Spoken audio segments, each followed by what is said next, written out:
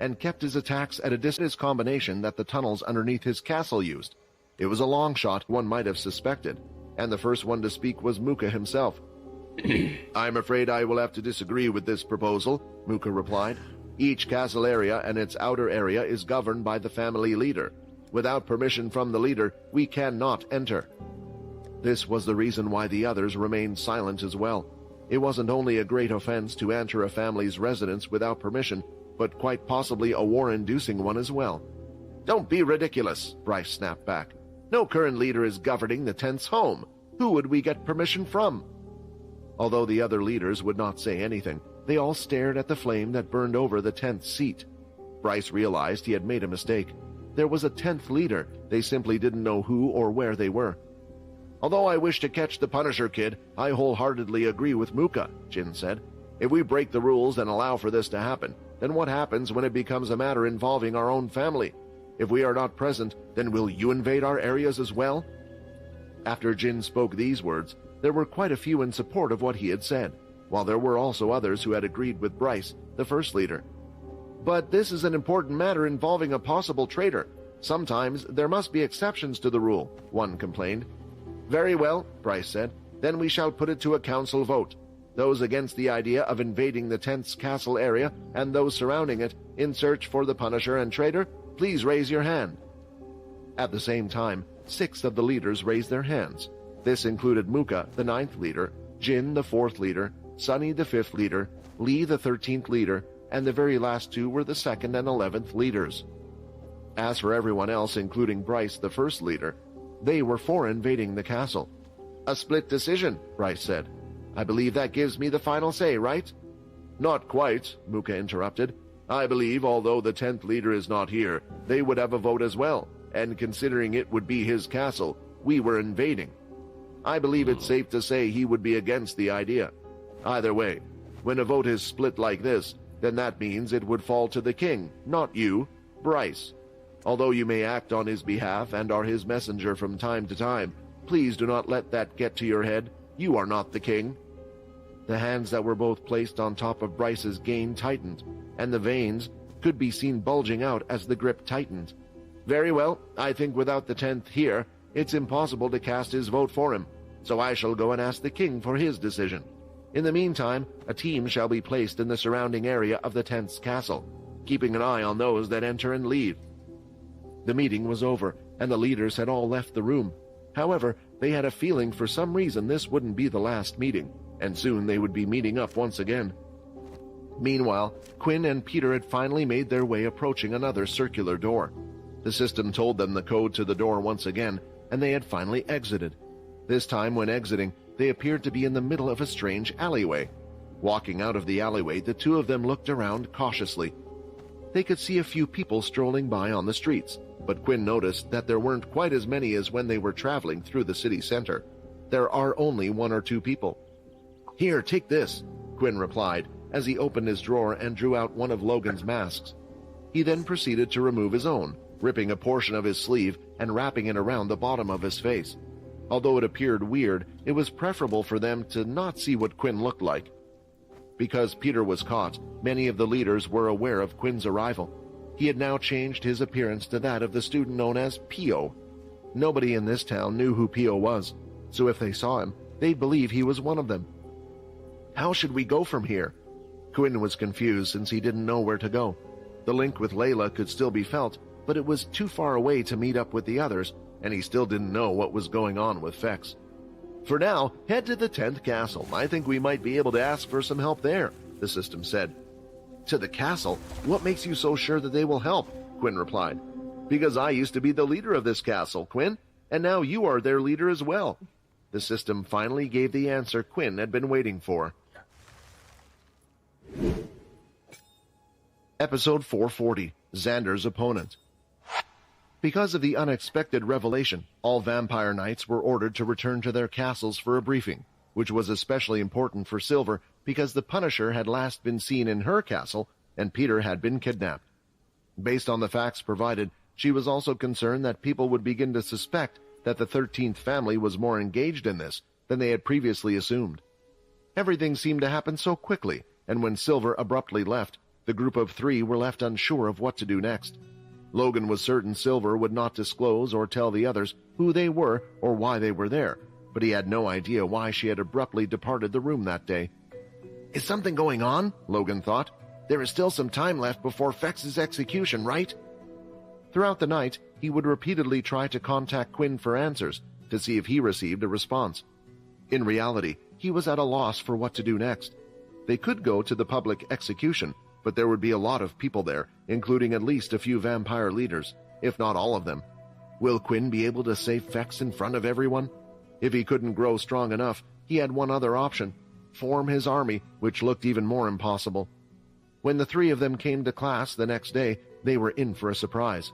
Since they were ignorant that Silver had been asked to return to her palace, which meant that Silver would no longer be their teacher today, someone else was standing in her place at her customary workstation. He was quite a small-framed male teacher, who had rounded glasses and was covered in dark black robes. "Hurry and get a move on, you three, we don't have all day," the teacher said as the three of them stood still for a moment. Hurrying to their seats, every one of them was now starting to sweat and worry a little as the class began. As they remembered the schedule that Logan showed them, the teacher began the lesson. The theme of today's lesson was displayed on the screen: sparring matches. If Silver was here, then she would have helped them get out of such a mess, stopped them from fighting somehow, but she wasn't. "Some important matters are going on within the families, and for that reason, me, Relly, will be your teacher for today," the round glasses man said. Logan realized at this point that all vampires had great eyesight, so the glasses were probably simply for show. "There will be a sparring bout today.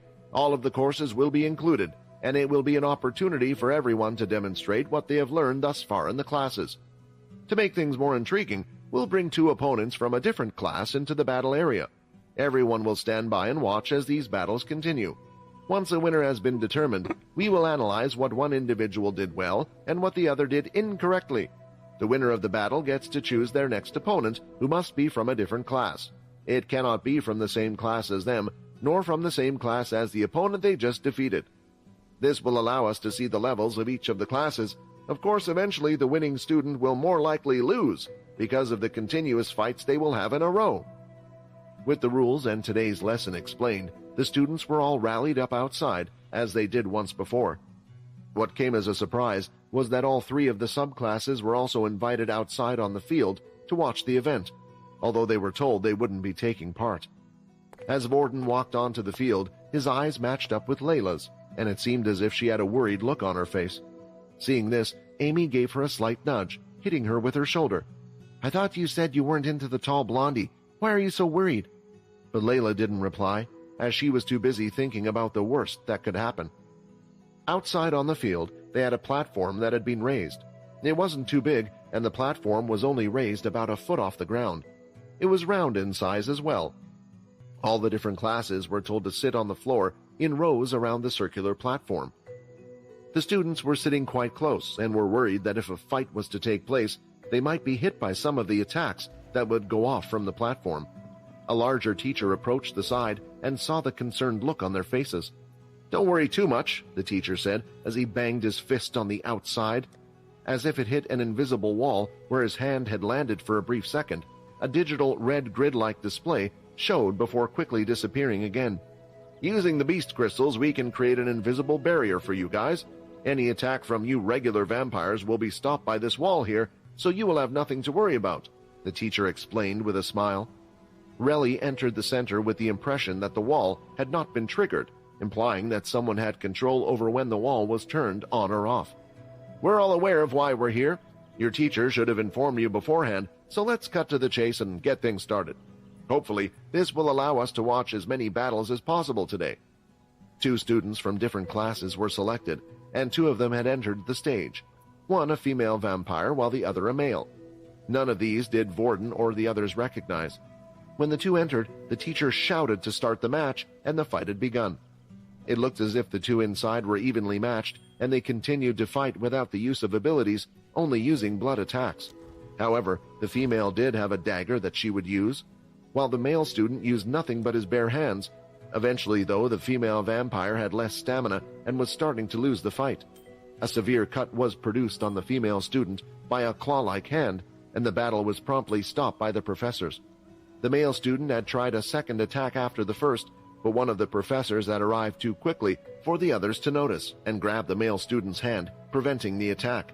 It looked as if there would be no accidental deaths in these sparring matches. The vampire teachers were just on a completely different level compared to the students. After a winner was chosen, the kids were questioned about the battle, discussing what went well and what went wrong.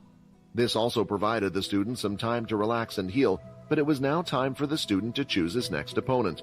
He was still exhausted, and it appeared that beating him would be easier now than before, but then, almost out of nowhere, a tiny chant began to take place from one of the classrooms. Xander, Xander, Xander, Xander. Slowly others started to join in as well. Of course they would do this, Amy complained, looking at him.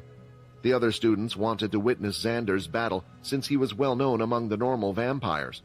Giving in to peer pressure, the student ultimately yelled Xander's name, and the students cheered. Xander, of course, smiled as he stood up and looked at the students behind him.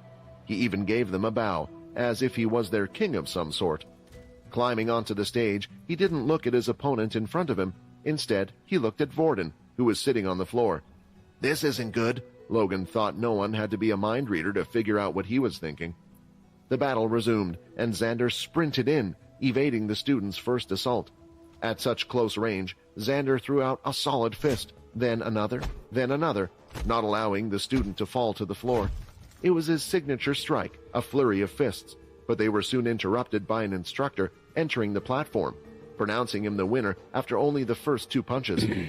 Because there wasn't much of the fight to evaluate this time, there wasn't much time spent on what went wrong or right, and he was ordered to choose his opponent from another class. Xander first looked to his right, where he could see the gorgeous females, and then to Layla. With a wink, he blew out a kiss towards her.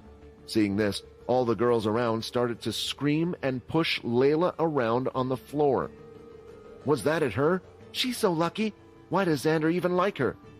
A lot of the girls wished that Xander had paid them that much attention, but Layla felt the opposite. Then, lifting his hand, he pointed at a single blonde boy sitting down. I chose you, Xander said. It was Vorden's turn to go up on stage. Episode 441, Xander vs. Vorden. All of the students turned to see who Xander was and where he was pointing. After all, Xander wouldn't just pick anyone, would he? The person he picked would have to be a strong opponent, someone who would challenge him or put on a show for him. At least this was what everyone expected of Xander, especially given his recent performance. That's why when they turned to look around, they were astonished to discover who Xander had chosen, even if it wasn't a surprise to everyone else. Some others remembered incidents that happened not long ago with a certain female who was observing from a distance. Before Vorden had moved from his position, Logan had raised his hand to ask a question. Sir, is it possible to forfeit from this event, admit defeat? Hoping there was some way for them to get out of this. Relly sighed deeply before responding. And what is the point of that? The entire purpose of this evaluation is to put your skills to the test, good or terrible. Besides, it's not like you'll be badly damaged or hurt. As you can see from the previous matches, we were able to halt them just well before anything major happened. We shall continue to do so for all future conflicts. Logan wasn't sure how to respond to the teacher's explanation, which seemed reasonable. After all, the issue wasn't that they were afraid Vorden would die, but that he would be wounded. After all, even the tiniest damage would result in blood being drawn, and everyone there would be able to smell it in an instant. Logan didn't even want to think about what was to happen if all of the vampires here found out their true identities. With no other option, Vorden rose from his seat and began to walk towards the platform, but Logan swiftly grabbed his sleeve and pulled him down, whispering in his ear. Take the pills, don't get hit, Logan quickly said, before letting him go to his place, giving him a brief reminder. Initially, it appeared like the two of them shared similar thoughts, but the fact was that Vorden never intended to lose the war. Seeing Xander's face and previous deeds had given him an odd jolt. Hey, do you want me to take over this one, pretty boy? Rayton said in his head. He looked towards Layla and then back at Xander. Right now, he didn't want to quit and instead teach the playboy a lesson himself. Grabbing the tablets from his trouser pocket, Vorden began to do some stretches as he moved towards the stage. And at one point, when his arm passed his lips to touch his elbow, he forced the pills down his throat. I don't know if they will have any effect, or if maybe it will take a while. Either way, I'm going to beat this guy, Vorden thought. But Vorden didn't have to wait long to find out if the tablets were effective. He could feel a burning feeling in his stomach as soon as the tablets entered his stomach and began to digest. It wasn't a bad one, and he continued walking as if nothing had happened. There was no stop or shift in his facial expression. But his cells seemed active, as if new, stronger ones were being formed. Vorden had taken all of the tablets at the same time, unconcerned about any negative effects. They simply did not have the time. The pills contained a mix of effects, including a few strength pills, stamina pills, and agility pills. If the way he was feeling right now was represented in his real fighting, he might be able to fight without getting hurt. Vorden began to wonder what the little red tablets were as he thought about them. How was someone able to quickly manufacture something that enhanced a person's strength? And if what Quinn stated was accurate, the gain was permanent, not even temporary. He began to worry about how such an invention might change the world. Superhumans would be wandering the streets. However, he began to question why anything like this wasn't made public at the same time. Were the vampires keeping it to themselves? They were already rather powerful. Perhaps they could discover additional answers later at the same location, and Vorden would want to take the tablets from the other trail chambers if possible. Still, even with all these questions, there was only one person who could answer them, and that was the very person who created them. Finally, Vorden had reached the platform, and he was ready. Without hesitation, he pulled out both the black and white blades. Ready to harness their powers, if there was one thing he needed to be cautious about, it was the vampire's speed. Their natural speed was far superior to that of a human. "I've been waiting for this," Xander said. "Let the fight begin," Relly shouted. At first, Vorden was expecting Xander to charge in as he did against the previous student. He had activated his white sword, thinking he would have to rely on speed for the most part. But when the match had started, Xander stayed still. Sweat was running down from his forehead, and even he didn't know why. "Come on, what's wrong? Move!" he shouted inside his mind, but it was as if his legs just weren't listening. Although Xander didn't know it, there was a deep fear rooted in him that day when Vorden was able to resist his influence skill. In a normal situation, Vorden would have used this chance to charge in himself, as he would if it were a fight to the death, but he instantly reminded himself that this was a fight to avoid getting harmed. As a result, he too remained stationary. As the two just stood there staring at each other, the crowd started to get a little frustrated that nothing was happening. "Boo-hoo! What the hell are you doing, Xander? Just charge in like you usually do," a student shouted. "We came here to see a fight, not a little staring match," another said. These remarks eventually got to Xander more than anything else, and the anxiety that was deep inside him was overpowered by the thought of being embarrassed in front of the others. His body was functioning normally again, and he was able to charge in. Throwing out his hand, Vorden was able to predict where the initial punch would come from, and elevating the white blade, he had knocked it away. Xander's fingers and nails had hardened to the point where they were as sharp as a sword. The nails scrapped across the sword, and the first attack was successfully deflected. Thinking it was out of luck, Xander tried to do the same thing again, but it only ended up with the same result, with Vorden successfully blocking the attack. "Luckily I took those pills, otherwise I would have been done for," Vorden thought. He could tell his speed had greatly increased, but in all honesty, it was still slower than Xander's. The only reason why Vorden was able to block such attacks was because of his fighting experience. The little shift of Xander's shoulder and the direction he looked as he set off were all indicators of where he would attack, allowing Vorden to anticipate his next action. He was able to block Xander's initial assault because of his increased speed. After watching the last fight, Vorden noticed something. The first hit always seemed a little slower than the second punches and the ones after. It was as if his punches were like an engine. They would start slow and slowly rev their way up. He was fine with dealing with the others as long as he stopped the initial punch. Still, he couldn't just dodge all day, since performing a flawless counterattack and watching Xander's motions were tiring him out, and he'd make a mistake soon. "Wow, I can't believe someone can put up a fight against Xander," Amy said. "No wonder you have the hots for him." Layla wanted to protest and snap back that she didn't like Vorden, and that the one she liked was someone else. But looking at Vorden with his jaws clenched and a few hard lines marring his forehead, indicating his expert concentration, she had to admit that he looked hot. As for Vorden, he could see that Xander was getting more frustrated at what was going on. "Damn you!" Xander shouted as he threw out a blood swipe attack. Vorden swiftly moved from the strength of the white sword to the black's, not knowing how much power a strike like this possessed. He smashed the swipe by striking it dead on. However, Xander had noted that in comparison to the previous moves, Vorden's strike appeared to be extremely sluggish. He decided to charge in again, thinking something was wrong. Vorden, noticing this, was unconcerned, since he had a large trump card under his sleeve the entire battle, and now was the best time to unleash it. Episode 442, Return Home. While the white sword increased Vorden's speed, the black blade increased Vorden's might. He had used the black blade to counter the blood swipe assault, and as a result his speed had decreased greatly. The trouble was that it was obvious, not just to the vampires but also to Logan and Sia, who were watching the struggle. Xander had hurried in, sensing something was wrong. Vorden, on the other hand, was no idiot. "I wanted to beat you myself, but humiliating you is just as good," Vorden said. "Rate and switch!" The black sword was flung toward Xander, quickly swapping places with Raiden. He effortlessly avoided the blade, which proceeded until its tip became embedded in the earth. The goal, though, was never to harm Xander in the first place. It was merely to stop him for a moment. Now, with one hand free, a blue mist started to form in it, until slowly it started to make a shape. It was the shape of a spear. It was the Spirit Spear, an ability borrowed from Sia. For a short second, Xander's eyes met Vorden's, and he saw that they had changed drastically from before. The same sensation as before sent shivers through his entire body. "This is no vampire. These are the eyes of a madman," Xander thought. The spear was hurled and was now embedded in Xander's body. In an instant, his entire body felt weak, but not just a bit. This was an entirely new sensation for him. He was exhausted.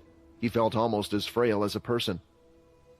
Swinging down his white sword, it collided with Xander's forearm, which was obscuring his vision. However, the hit wasn't very powerful, and merely resulted in a flesh-cut wound on him. The white sword and his might were insufficient, and there were certain things Vorden couldn't compensate for with only a few pills. "This is not my fight, you finish him," Raiden said as he switched back to Vorden. There was a reason Vorden had switched to Raiden in the first place. Vorden now possessed the power of both Logan and Sia. Even though he couldn't use Logan's ability owing to its intricacy, he could still spend his MC points. He was able to build a more powerful and long-lasting Spirit Spear by combining Logan's and Sia's abilities. Not wasting this opportunity, Vorden slipped past Xander's side, lifted the black blade, and with its power, he spun his body fast with the blade behind him. The course for the blade was right for Xander's neck. Everyone watching was on the edge of their seat and felt like they couldn't breathe. When the blade was a few inches away, it was stopped. A hand had reached around the sword and held it in place. "The fight is over. Vorden is the winner," Relly shouted. "Yes!" Layla exclaimed with joy. She soon understood, however, that not everyone had the same reaction. Everyone had heard her cheer, since no one else was feeling the same way. Instead, they were taken aback. "Who was this Vorden guy again?" a student asked. "I didn't know there was someone stronger than Xander," another replied. "Didn't you see? He used an ability, though. I don't recognize that amongst the 13th families." "Well, I think someone said he was from the 10th family. Perhaps it's just a regular ability and not one belonging to the 13. That would make sense. Still, maybe Xander just isn't as strong as we thought." These comments from the audience continued, and Xander could hear them all. He was upset, but he didn't feel like he had lost the fight. It was only because he became weak as a result of that bizarre Spirit Spear. He didn't have any nasty wounds on him, and the attack on his forearm looked like a small scratch. While Vorden and Xander remained on stage, the students began discussing the ongoing battle. However, there was a difficulty with Vorden winning the present fight. It was the fact that he needed to continue to fight while not getting hit. It seemed like it was almost an impossible task. "That concludes our debate. As I can see, there appears to be some bad blood between the two of you," Relly said. "I believe it would be ideal for sportsmanship if the two of you shook hands." The anger inside Xander hadn't settled, and he wanted to hurt the person in front of him. "Maybe I should slice and attack him the moment we shake hands, or use my nails to dig into his skin," Xander thought. All of these thoughts were going through his head. Even Vorden was hesitant to shake his hand. When Relly noticed this, she seized both of their hands, clasped them together, and shook for them. Before pushing them both away, "See, it wasn't so bad or hard now, was it? With that, Xander returned to his seat with nothing else happening, and instead it was now time for Vorden to pick his next opponent. At the end of the day, there were only thoughts of what Xander wanted to do, but he wasn't petty enough to act on them. He'd lost the battle fairly, so there was no reason to be bitter about it now. Nervously, Vorden looked at the students, hoping he could select someone who wouldn't be too strong. Maybe they could buy some more time that way. He wished he could have picked Logan, or maybe even Layla, but that wasn't possible. "Everyone stop this at once," a female voice from the side said.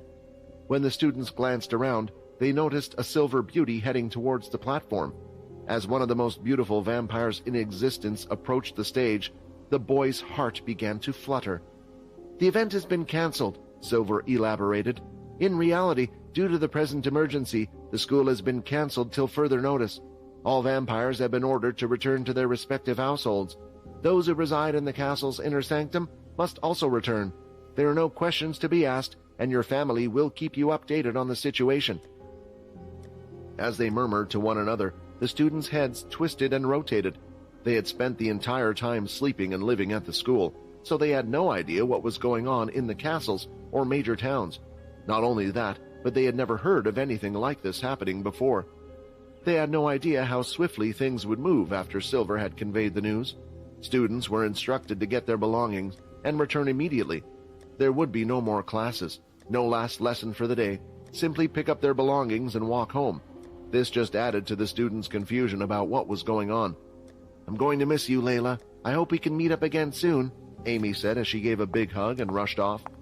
Now, Layla, Sia, Vorden, and Logan had reunited on the field, as they stood there still unsure of what to do. After all, none of them had a home to go back to. Sia, on the other hand, didn't care and soon embraced Layla with a strong hug. Layla could feel intense negative vibes that she hadn't felt before around Sia when their bodies met. What happened to her? Still, Layla did her regular thing and began to drain all the unpleasant emotions. Sia wanted to ask Layla what was going on right immediately. But as the lovely sensation came over her, she didn't want to ruin it and decided to inquire later. "Where the hell do we go?" Layla asked. "Won't it look strange if we just stand here and don't start moving?" "Well, we did say we were part of the 10th family, right? So shouldn't we start heading to the 10th's castle?" Vorden said. "And when they find out we don't belong? Besides, we don't even know which one is the 10th castle in the first place," Logan replied. A rush of wind blew over their faces, and suddenly, Silver was in front of the four of them. "Is this for everyone?" Silver said. "I haven't promised to aid you people yet, but I felt you should be aware of what's going on. There was an intruder in the 13th castle where my brother and the White were being imprisoned. The intruder has taken the White with him and making his way to the 10th castle region." Silver believed it was best to preserve the Savior's role as a punisher. She wasn't sure if the two issues were linked, but that was the only thing she could think of. Other than the people in front of her, no one else would wish to save the White. The message had been delivered, and Silver started to head back to school without saying anything else. "Do you think she was talking about Quinn and Peter?" Layla asked. "I think it has to be the two. And they are the 10th castle. I guess we know where to go now," Vorden replied. "But how do we get there?" "Hey!" a small little boy shouted as he waved his arm and rushed over. Joining the four of them was the boy known as Timmy. They had gotten close with him over the past week or so. "You guys are from the 10th family as well, right? Why don't we travel together?" Timmy asked. The group looked at each other before replying, "Sure." Episode 443, Light Up Again. Quinn and Peter exited the tunnel together, and Quinn made sure they each had the mask with them at all times in case they broke apart. Quinn believed it was prudent to contact the others only after he was certain that they were in a secure area and where they were. Only then would he summon the others to his position so that they could begin to devise a strategy. Quinn couldn't trust the AI system based just on its words. Too many times had the AI hidden things from him, and then he delivered a massive bombshell declaring that the 10th castle was his. Quinn had long suspected that the original person on whom the AI system was built as a leader. It was the only explanation for why he was so knowledgeable about everything. However, claiming that all of the individuals in this castle belonged to him came as a surprise. The system had said that the cursed family was his, thereby forming his own new family. But what about the old 10ths? Quinn's straightforward response to all of this was, "No thank you." He didn't want to be a part of their affairs just because he was a vampire now. He most simply wanted to save Fex and get out of here as soon as possible. Still with nowhere to go and no idea what to do, the AI indicated that it will explain more once they were at the castle. Quinn didn't feel he had much of a choice. At the very least, he understood that the AI system was concerned about his safety. Quinn felt and knew he had no chance after seeing the previous vampire commander, and there were allegedly 12 more of them. It was clear as day that the AI was right, that Quinn wouldn't be strong enough. Without extra help, it would be impossible to save Fex, and maybe this is what he needed. As they walked outside with Peter, they noticed that there was a lot more open space than in the outer city as they reached the outer castle dwelling quarters. The residences were larger and appeared to be well built. However, there was something strange about them all, as well as the few individuals they saw on the street from time to time. The entire atmosphere was lifeless. It was beginning to feel a little depressing, and while the mansions were beautiful, they didn't appear to be well maintained. At first, the system was going to warn them and tell the two of them to keep away from the sight of others in the street. Normally, the intersection was kept for people close to the family, so they would all know one another. But when the system noticed kids and vampires of the normal class strolling there, he became less careful. The folks appeared to have chosen not to disturb Quinn and Peter. The atmosphere and the appearance of such buildings were also noted by the system. "Is this all because of me?" the system thought. "Did the situation get this bad after I left? Was it worth it all in the end? To make these people suffer? Please, Quinn, I hope you can give these people a better life than I ever was able to." All of these thoughts from the AI were kept to himself, and Quinn had heard none of it. He knew Quinn wasn't ready to face everything yet, which is why he didn't want to tell him. If he did, the AI was afraid Quinn would run away and abandon these people, just like he had once done as well. Eventually, the two of them had reached the castle with no trouble at all. It was just as grand as the others not too far that could be seen in the distance.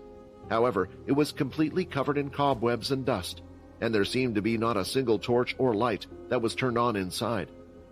While the others looked alive, this one looked dead. The only other castle that had a similar appearance was a castle that was at the very end on the same side. However, the castle looked just as grand as the main castle stationed in the center.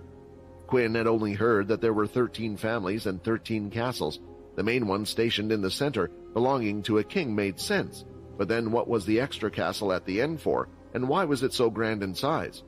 Slightly curious, he decided to ask. "Do you know what that castle over there is for?" Quinn asked. "That is the 14th castle, belonging to the Punishers. They uphold the rules of the vampires. At the time, its power was seen as equal to the king. In a way, even the king wasn't allowed to break the long-established rules. Although a big event happened long ago that seemed to change all that, however, there is no need for you to know of that as you have no interest," the system replied. Quinn continuously looked at the castle. The system was right. He wasn't interested in what happened in the past, but what he was interested in was the fact the castle was abandoned. Perhaps there would be things inside that would be of great use to him. Focusing his attention on the castle in front of him, both Peter and himself looked around to see if there was anything they could find.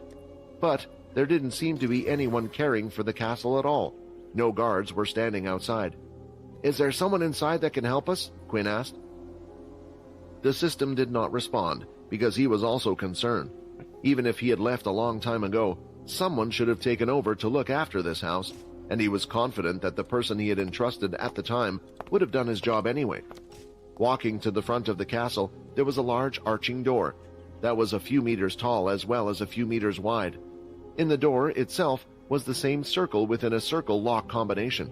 The combination to this one was different from the others, but as usual, the system told Quinn which way to turn the locks until a clicking sound was heard. Quinn's mind was only confirming that the system was telling the truth. He didn't know why, but as he turned the final lock, a sick feeling gathered in his stomach, as if there was no turning back after unlocking the door. It was the same sensation he got before turning Peter. "What's wrong?" Peter asked. "Is it not opening?" Peter hadn't spoken anything so far because he trusted Quinn. After all, despite being in this bizarre vampire realm, he had come to help him.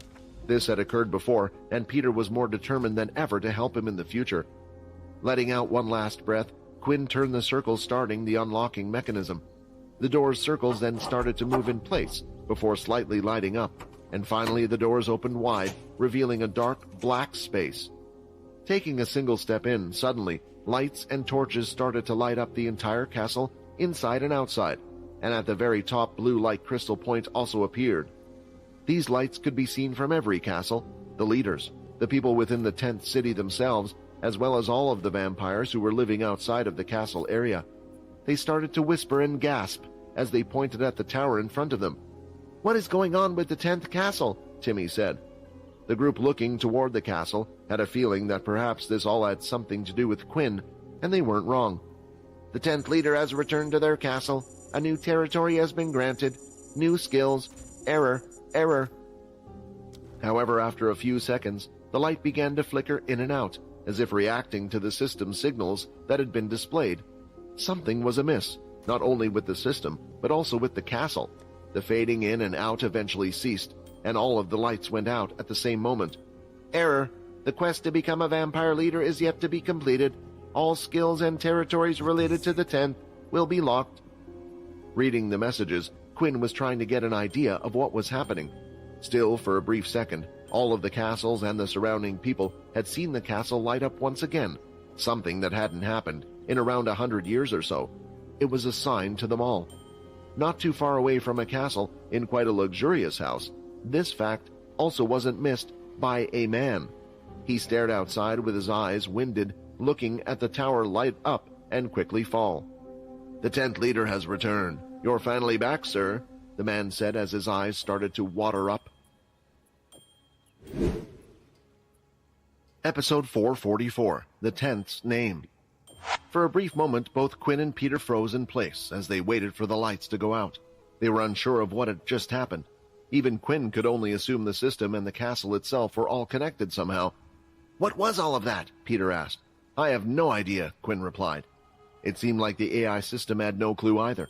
With Quinn pressuring him with what was going on, the system could only answer a few simple questions that he had. "This might not be a good thing," the system replied. "I did not expect this.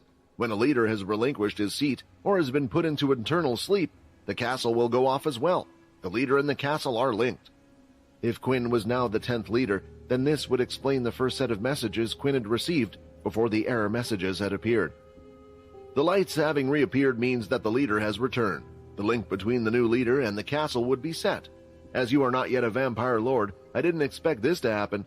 It looks as if the link between you and the castle tried to activate, yet failed due to some reason." There was also another theory the system had, but he chose not to elaborate on that, as it was a complete guess on his part. Quinn thought about what the system said, and the second message he had received matched his guess. When he became a vampire lord and completed the task of adding 10 people to his cursed family, he wondered what would happen if he was to return to the castle. Would he receive a new set of skills, or would it be something else entirely? "So where to now?" Quinn asked. The room and the whole castle were completely pitch black, but both Peter and Quinn could see clearly due to their special vision. They were in a quite large reception area that had 2 spiraling staircases in front of them that led up to the 2nd floor. "Head to the throne room. Perhaps we can find the person we are looking for there. If not, there might be some other things that we can use," the system replied. They walked ahead, looking at the various artifacts and buildings. It was a combination of old and new. Some of the items on exhibit, such as knightly armor, appeared to be from before Quinn's time, while some high-tech artifacts were laying around. Trinkets of all kinds that Quinn had never seen before appeared to be from this century. Instead of heading straight up to the 2nd floor, Quinn was a bit interested in exploring the items that were on display on the 1st floor, and so was Peter. All of the objects reminded him of Logan's room. Quinn had approached a glass cabinet, and behind it was a strange glove-like creation. It had indents in between the knuckle areas, and out from them were 3 blades. "What a strange design," Quinn thought. "You mean you haven't heard of him?" the system replied. "When I was alive, there were many movies and such created based on this character. Therefore, I decided to create a weapon based on it." "I can't say I have," Quinn replied. "But you created this? I thought you were just a vampire leader." "I was a researcher and inventor," the AI replied. "Although most of my creations weren't on the technological side, it was far too complicated. I mostly dabbled in strange magic and alchemy.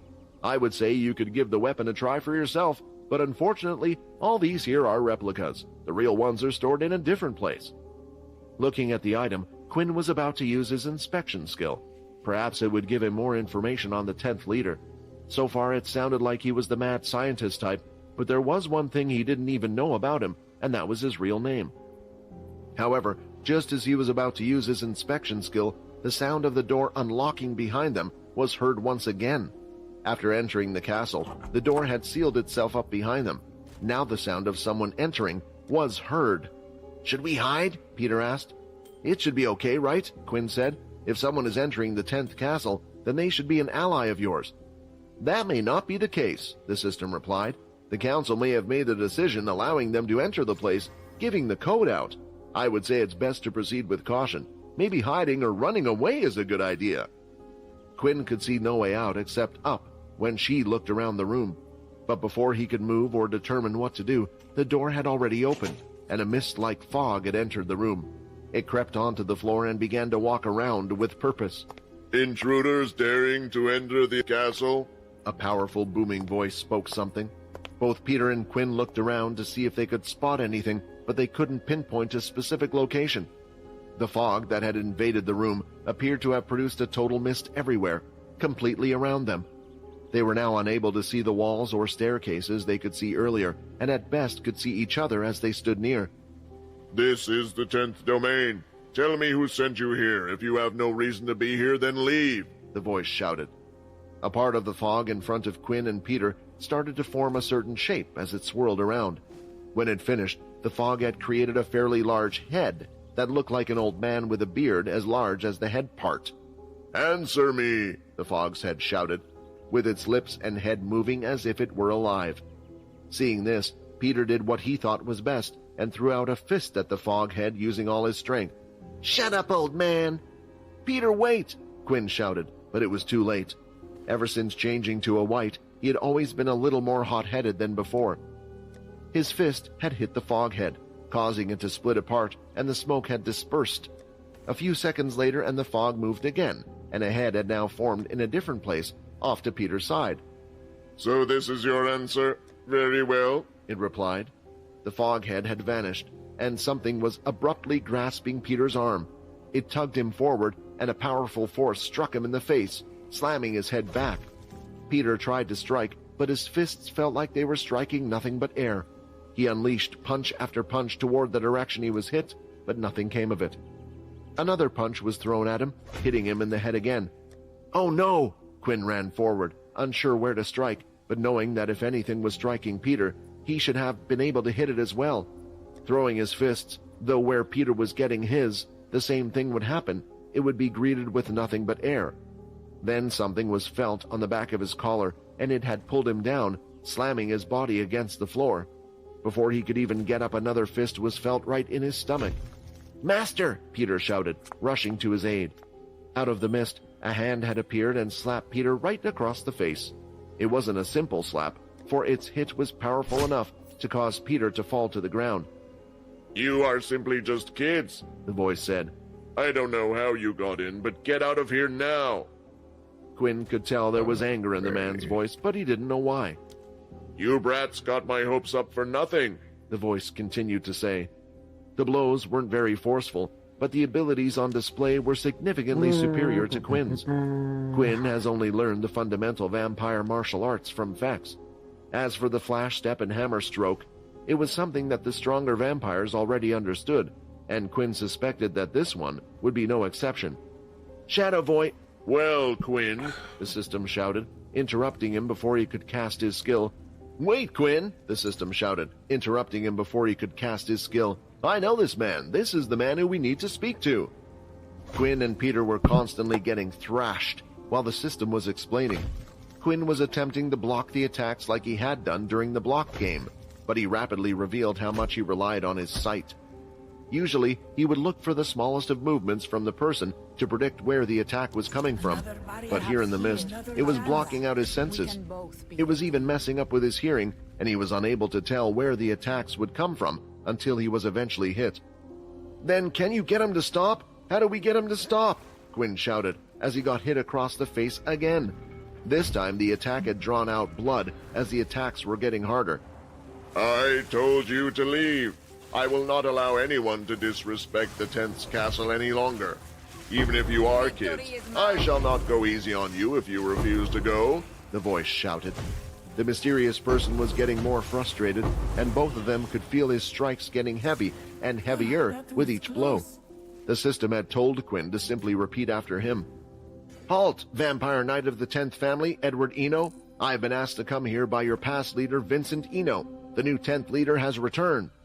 Immediately the punching had stopped, and the mist started to settle down, eventually revealing an old man standing in there looking at the two kids in silence.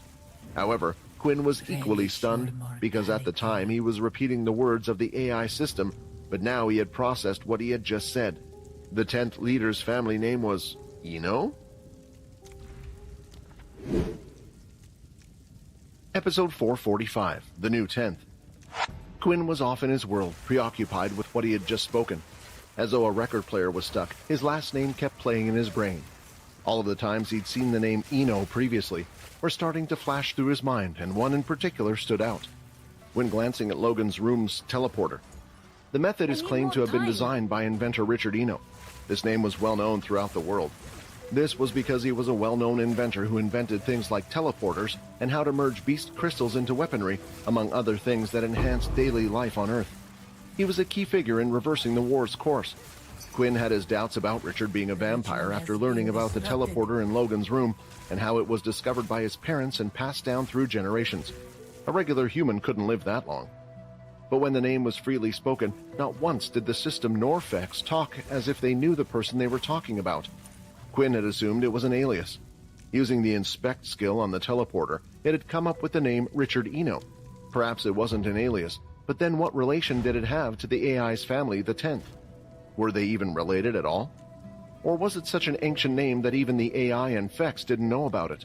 If they were connected, the system had decided to conceal something significant yet again. Quinn, on the other hand, didn't have much time to ponder about this, since an elderly vampire stared at him with tearful eyes.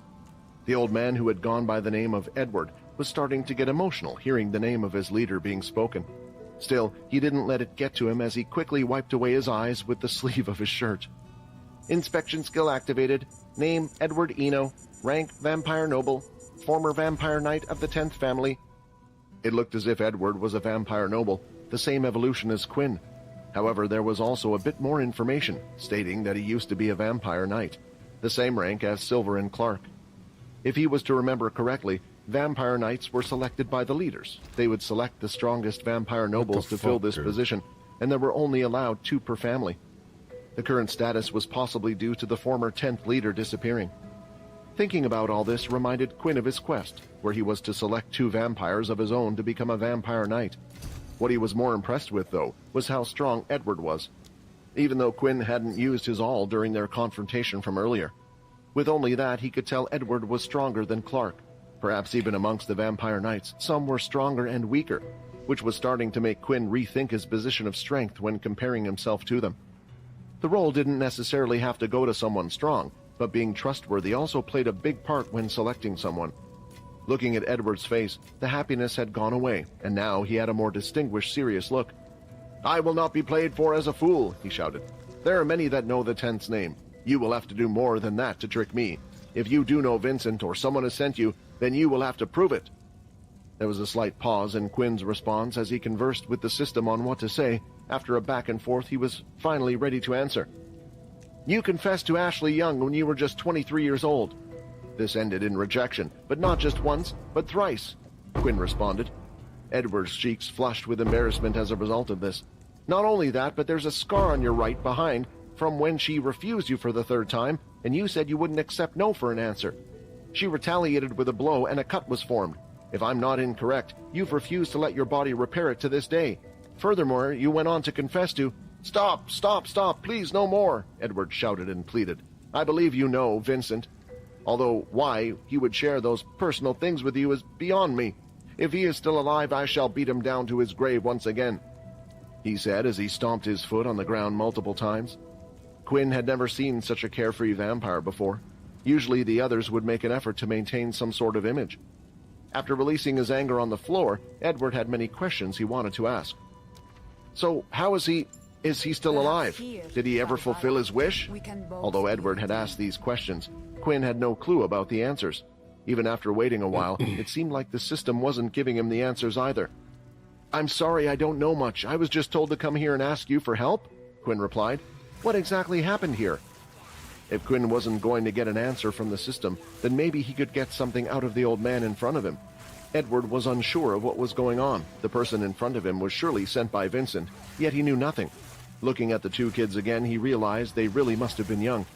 "I suppose I already know the answer to what happened to him," Edward said as he let out a big sigh. "Please follow me." The three of them started to walk up the staircase and started to walk through the halls as they headed toward the throne room. While doing so, Edward explained. "When he left, Vincent never relinquished his seat, and the flame continued to burn brightly. Before, many thought he would return to us one day, and the flame was our hope. However, soon the lights had turned off and the flame was gone. With that, so was our hope of a leader ever coming back to us. The flame going out like that could only mean one thing: he had died. With no successor or no one to pass on, we thought the flame would never be lit. The most likely scenario was for a new family to be created. The ritual is to be completed and a new bloodline to be formed. However, politics, as usual, seemed to get in the way, and in the end, the 10th and their people were left in a limbo state, forgotten. Until recently, news of the flame in the main castle being lit again had spread. Perhaps the 10th leader had never died, or a successor had come back. When I saw the lights in the castle light up, I thought the Lord had returned. I'm sorry, it's the reason I lashed out at you two. I was expecting to see the Lord, and when I saw two kids instead, I overreacted to the situation without letting you explain. The 10th leader had left. Now it made sense why the place was run down, unlike the other castles. However, it still didn't explain how Quinn's parents had managed to get the book. If the 10th leader was the creator of the book, and Quinn had accidentally become the successor when opening it, why did they have it? And why did the 10th leader decide to leave his people? Was it such an important matter? Eventually, they had reached the throne room, which looked quite empty compared to the rest of the castle. It wasn't a usual throne room, though. The room was located at the very top of the castle, but unlike the others, on the opposite end of where a wall would usually be, there was just a very large pane of glass.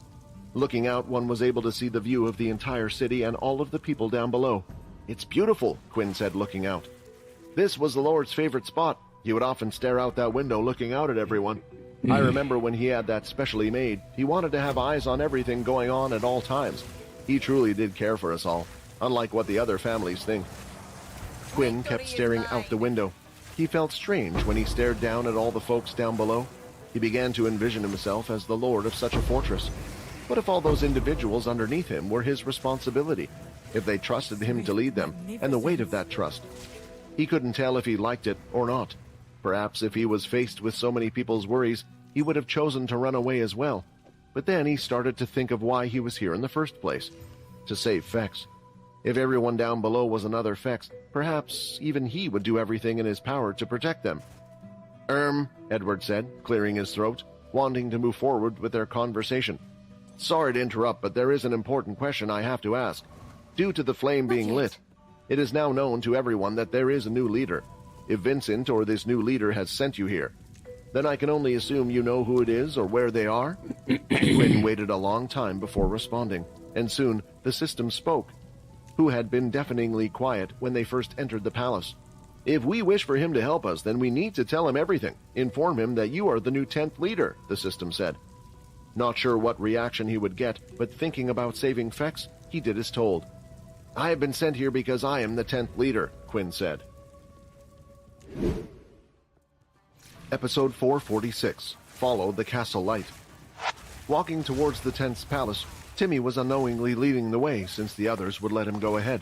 Because the castles were so enormous and majestic, they could be seen from almost anywhere in the community. The trouble was that they didn't have any numerals to indicate which castle was which. And because there is a huge castle in the center and another enormous castle at the finish, Logan couldn't even come up with a reasonable arrangement for the castles. However, the design of each castle was slightly different, as was the big banner bearing down from the top. It was the crest of the family. Logan had noticed the family crest on a few classmates. Xander was an example of this, as were many in the family's close circle who were not part of the pool. The group was currently in what was regarded as the main area. Every vampire had a family, although this was referred to as the vampire pool. The vampires who lacked the family's talents and could flip between hoped to one day climb in the inner circle by demonstrating their strength. The style of life wasn't too horrible. There were still lovely residences all around, pleasant smiles of the residents and stores. It appeared to be much like any other human village, except that it was completely black. Logan was worried that Timmy would just be heading to his own house, which was located in the pool area. That meant they wouldn't be allowed to visit the 10th castle, but it shouldn't be too difficult to figure out which one it was, he reasoned. As the two of them went in the back, Sia was nearly clinging to Layla's arm. She was considerably less communicative now, and it didn't appear like she was chatting to Layla.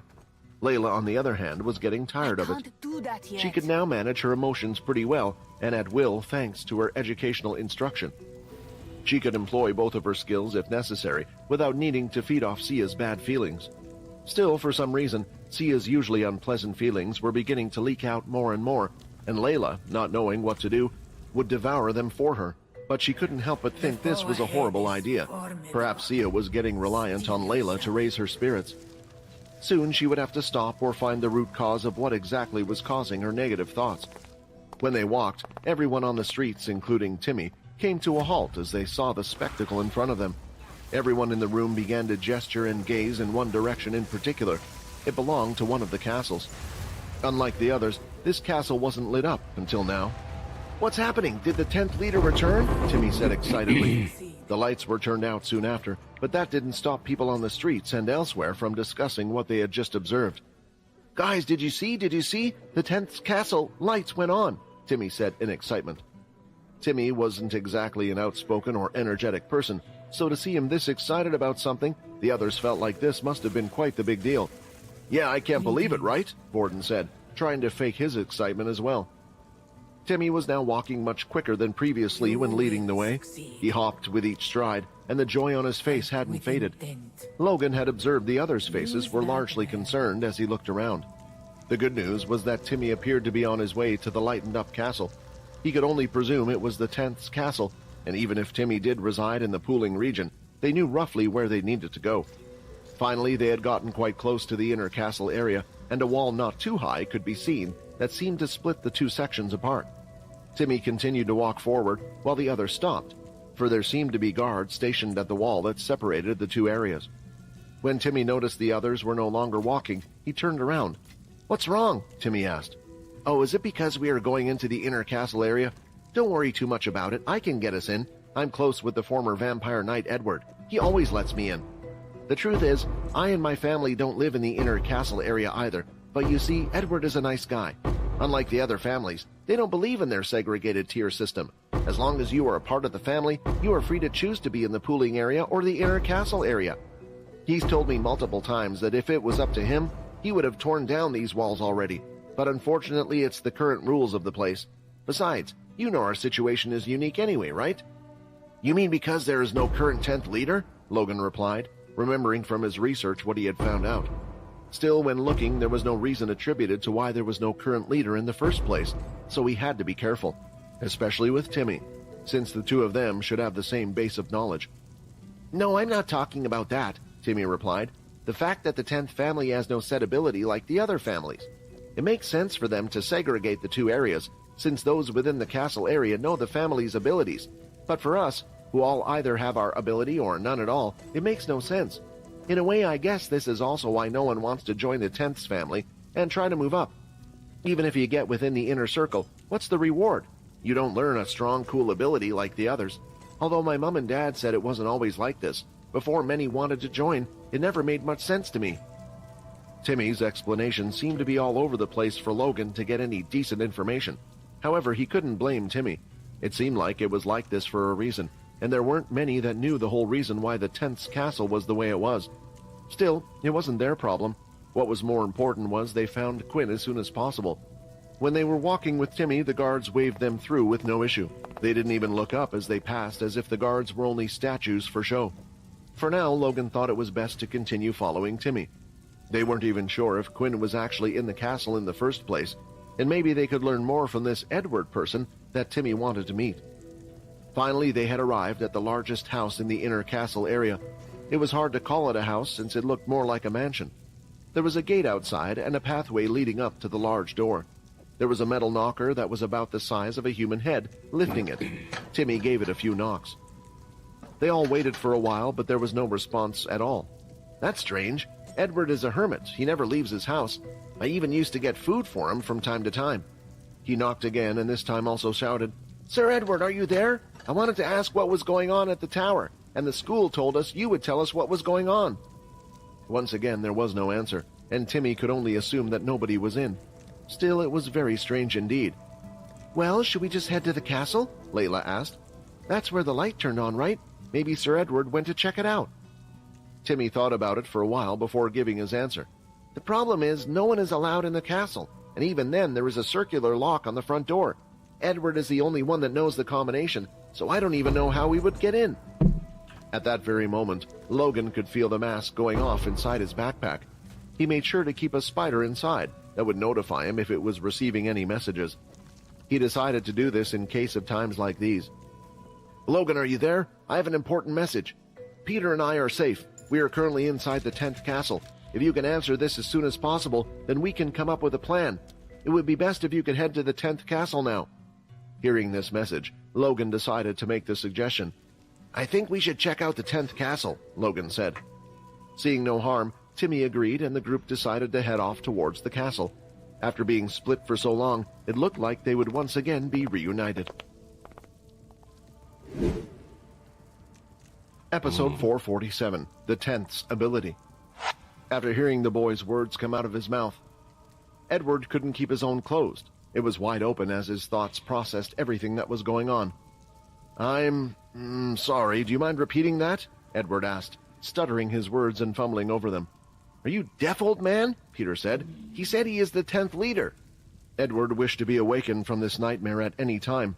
The 10th leader was an ordinary vampire noble, and his might was nowhere near that of a true leader. Even though he didn't want to accept it, things were starting to make sense in his head. He now understood why the castle had lighted up and why he had seen these two as he entered. The castle must have been reacting to the youngster in front of him.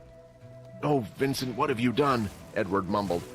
Quinn could tell by the elderly man's reaction that he wasn't impressed, and he honestly didn't know how to feel about it. He had no idea what kind of reaction he was going to get. A celebration with welcoming arms. Perhaps this was a more logical reaction to learning that a typical human-turned-vampire had returned to human form. Edward should have been unaware of this knowledge. If he had, he would have died of shock upon discovering that the person in front of him was once human. No, Edward said. Hello? What? Hello? Good morning. Oh. Ooh, I didn't know that happens. What happened? I got a scratch on my leg. I was just itching on my leg, but I don't have blood on my hands. No, you're not gonna die.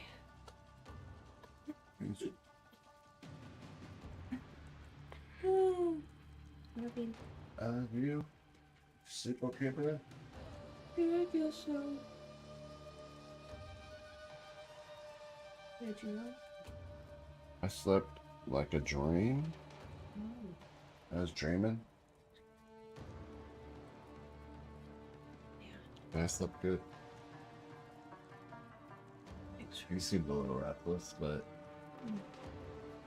like you were sleeping like a baby once I got up and turned the heater on. Is that it? That's a trick. Oh, I think so, because you toss and turn a little bit, not too much, but a little bit.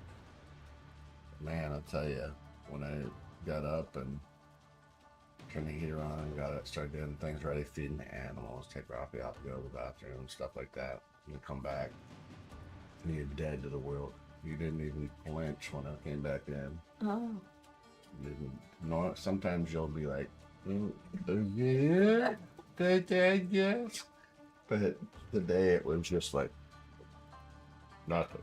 Oh, because I got up a few times to go to the bathroom. Oh, yeah. Did you tinkles? Tinkles. Probably scratching his ear with it.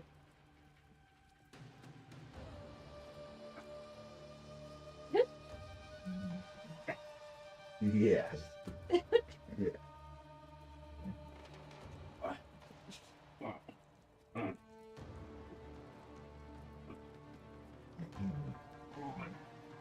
One. Oh. Yeah. Yeah. So that's the cinnamon. I put the cinnamon in it. I don't know. It doesn't really taste cinnamony. No, it just kind of smells cinnamony, but it tastes cinnamony. Yeah. Hold hand! Yeah, whatever. Your whole body was freezing last night. Woo! Woo!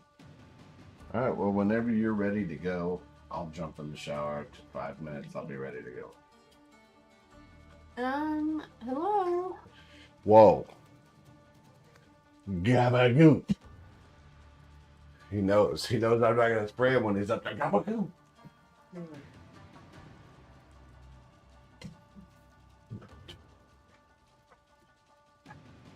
Ugh, you should probably watch those.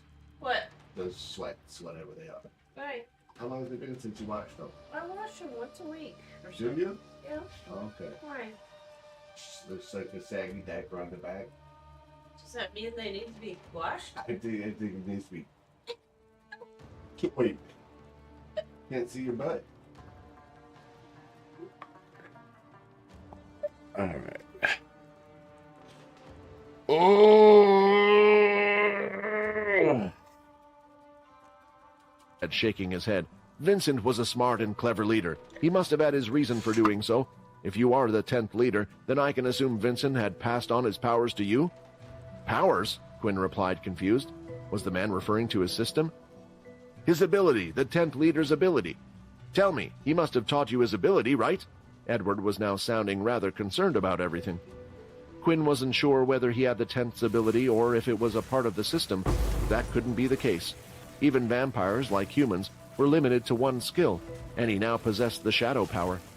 He didn't know much about his talent, since, if he remembered properly, the system had mentioned that it wasn't the shadow one. You do not have my ability, Vincent said. Just tell him the truth. Edward is a good man, and I'm sure he will still help you. The fact that he is still here after all these years proves it. He is a strong vampire. At any time he could have switched and joined another family. His title was relinquished when I disappeared, yet he still chose to stay. Listening to the system, Vincent's words, there was a bit of sorrow in his voice. More and more, Quinn was starting to wonder if it was an AI system behind everything, or was his spirit somehow trapped in the system as well.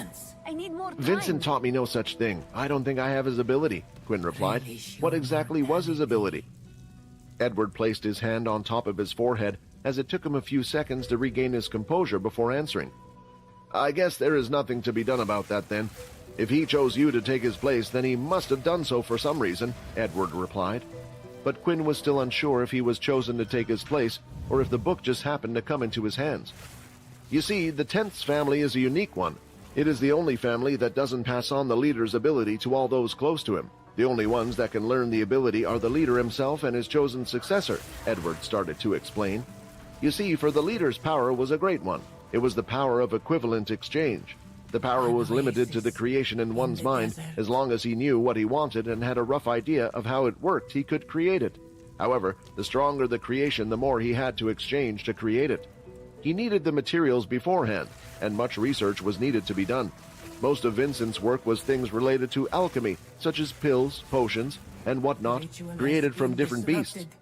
Still, he did dabble in weapons from time to time. I believe you saw some of the creations he made below on display. The creations that are in your shop were also made by me, Vincent said in Quinn's mind, quite proud of his accomplishments. This meant that the vampires belonging to the 10th would usually be considered quite weak compared to the other families, but it was not the case at all. During Vincent's time, and even before the 10th family had the power to rival the others. Due to his power, he was able to create items, potions, and other such things that would increase their strength. Many wanted to join the 10th family for this reason. But that all changed when he left. Many resented him, including the other former vampire knight. Our power had decreased and become nothing. I thought if he had at least passed on his powers, then maybe you could help out the 10th family once again, like he did before. Hearing all of this, Quinn understood why Edward was so shocked to hear he hadn't learned the 10th's ability. It wasn't just the hope that a new leader had returned, but one with his powers as well. It felt weird that Quinn probably disappointed this man in front of him when he had absolutely nothing to do with it. I'm sorry, Quinn, Vincent said. I know how you must be feeling. Part of the reason I never wanted you to reveal you were the 10th leader is because of this. When I left, I was unsure how the people who belonged to me felt. Perhaps finding out a new leader had returned, they would put all their hopes on you, or perhaps some felt angry enough to even go against you, taking out their anger on you. There is another factor which has to do with our politics. A new king will have to be elected sometime soon. The present vampires must vote to choose who will be the new king. You will become an easy target because you are still not at the same strength level. They might try to force you to come over to their side, or if you are against them, others will target you. Get rid of your vote. If you don't understand what I mean, they will take your life. Hearing this, for some reason Quinn wasn't afraid. In the past, something like this would have frightened him, but he already had the resolution. Ever since coming here, he had been so determined to save Fex. Not once even while fighting had he run away, and he felt the same now. Was it because of his change every time he evolved? Still shaking his head in disbelief, Edward couldn't believe Vincent hadn't told him anything. But suddenly, something had hit him. How was this young boy elected to be the next leader? The torch had gone away many, many years ago, and the kid in front of him didn't look to be above 18 years of age. Sure, a vampire could hide their appearance, but it didn't feel like he was doing that at all, or at least he wasn't at the skill level where he was able to do such a thing yet. Had this kid even met Vincent? "Thank you for telling me about everything," Quinn said. "I'm sorry about all that's happened, and I'm not exactly what you expected. I didn't ask for any of this, and I'm sorry, but I am here to ask a favor of you. Vincent informed me that if I told you who I was, you would help me, and even though I and you are strangers, there is no one else I can ask." Quinn paused while saying this, most of the words that were spoken. The system was telling him what to say to ask for help, but Quinn wanted to see the look on Edward's face, afraid that this could go sour at any second. "I have a friend. His name is Fex, and he is to be executed soon. I wish to save him from this execution," said Quinn. Edward looked at Quinn up and down. He thought that the boy was crazy. Of course, he knew about Fex. Everyone knew about the execution that was to take place. He was to be publicly executed, and on the day all of the leaders would be present. To try to save him was a crazy task. Then an unexpected smile appeared on his face. "I don't know why you wish to save this boy, but it's not my place to ask. My loyalties lie with the 10th family, and you are currently the 10th leader, so whatever you need I will help with. You are one crazy boy, you know that, just like the last leader. Still, there is a lot to do if you want to save him. The way you two are now, you will be killed before you could even reach the platform. If you want to save him, you two will have to get stronger. If you wish, I can train you. That is, if you are up for it," Edward asked with the biggest grin on his face. "Of course," Quinn replied. Move quickly. Episode 448. Tell me why? Quinn didn't hesitate to answer yes when asked whether she would be interested in some training. He understood he needed to grow stronger for this purpose. Facing Edward dilated his pupils somewhat. There was more to getting stronger than just improving his stats. Even if he was quicker, stronger, and had more stamina, none of these things could compensate for his lack of skill. Furthermore, the better his present numbers were, the less of an influence the rise was having when compared to the strongest vampires. This was always going to be the case, but he didn't expect it to be so obvious so quickly. For example, Quinn had 5 strengths when he initially started, but by the time he turned a vampire, his strength had climbed to 10. With only 5 points more, his power had doubled. However, if his strength was at 50 and he boosted his points by 5, the result was not nearly the same. His strength would only improve somewhat, and it would not have the same effect. Because all of the stronger vampires had excellent stats to begin with, a few points of variation here and there didn't make much of a difference. It was all about talent and ability. Edward was able to defeat both Quinn and Peter, and Vincent. The system described Edward as a powerful and skilled vampire knight. Of course, he wouldn't decline such an offer.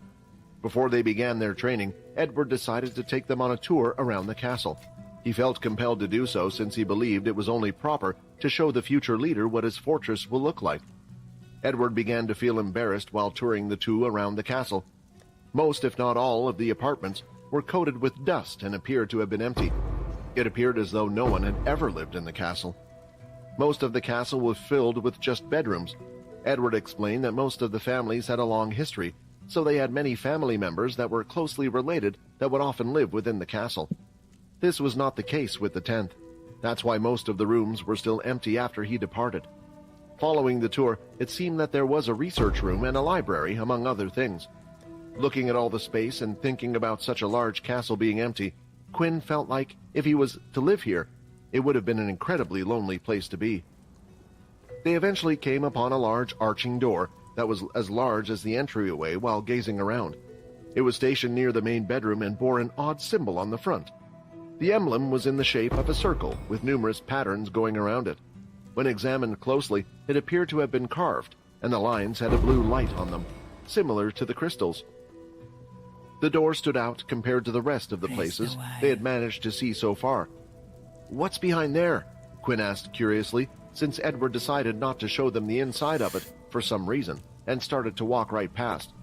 "That would be the previous Lord's storage room," Edward replied. "I didn't mean to offend you. It's just that I don't have access to what is in that room. Remember the weapons that you saw on display? How I said they were replicas? Well, the real ones are kept behind here, and the only person who could enter or has access to that room was Vincent." Rather than a storage room, what Quinn was hearing in his mind was a room full of treasures. "You have already accessed the goods in the storage area," the system abruptly stated. "Everything in here is available at the shop. I wanted constraints while I was designing the system, you see.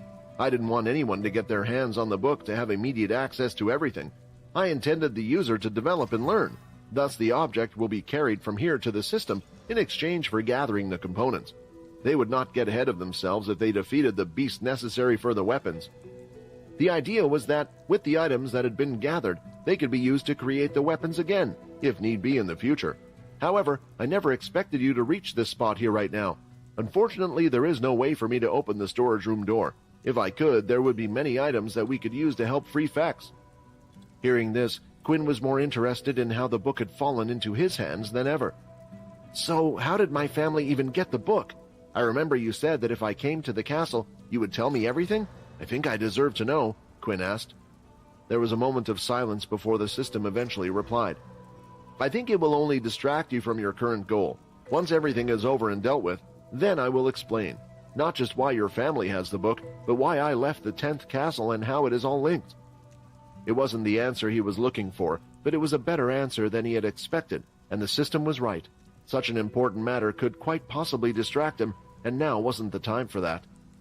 With the tour over, Edward was ready to start the training with the two of them. After that, they would need to form a plan on how to save Fex. They had returned down to the first floor, the reception area. This was because it was the biggest area in the castle that was mostly empty, void of objects being hit or destroyed. But before the training could begin, Quinn felt a burning sensation in his chest. "Are you okay?" Edward asked, concerned something was happening. But it wasn't a bad feeling. This was something Quinn had felt before. "They're here," Quinn said. Just then a knock at the door was heard. "Sir Edward, are you inside?" a young voice shouted. "We tried going to your house, but there was no one in. We were wondering what was going on. Hello?" "Is that Timmy?" Edward thought, recognizing the voice. "Go home!" Lifting his hand, Quinn gestured for Edward to stop, as if he wanted to say something. "You can let him in. My friends are with them as well." As the door started to open wide, Timmy on the outside was getting excited. He had only seen the castle and had never been this close. It was only due to the encouragement and being with the others that he felt like he could knock and touch the door, and now they were being let in. Whatever was happening, he didn't want this dream to end. When the doors finally opened, he was greeted with the sight of not just Edward, but two unfamiliar faces that didn't look much older than himself either. One of them, when looking at them, had a smile on his face. "You guys look good," Quinn said. This whole time he had a fear that something might have happened to them. Although he knew Layla was okay, he wasn't sure about everyone else, so it was a relief to see that none of them were injured or hurt.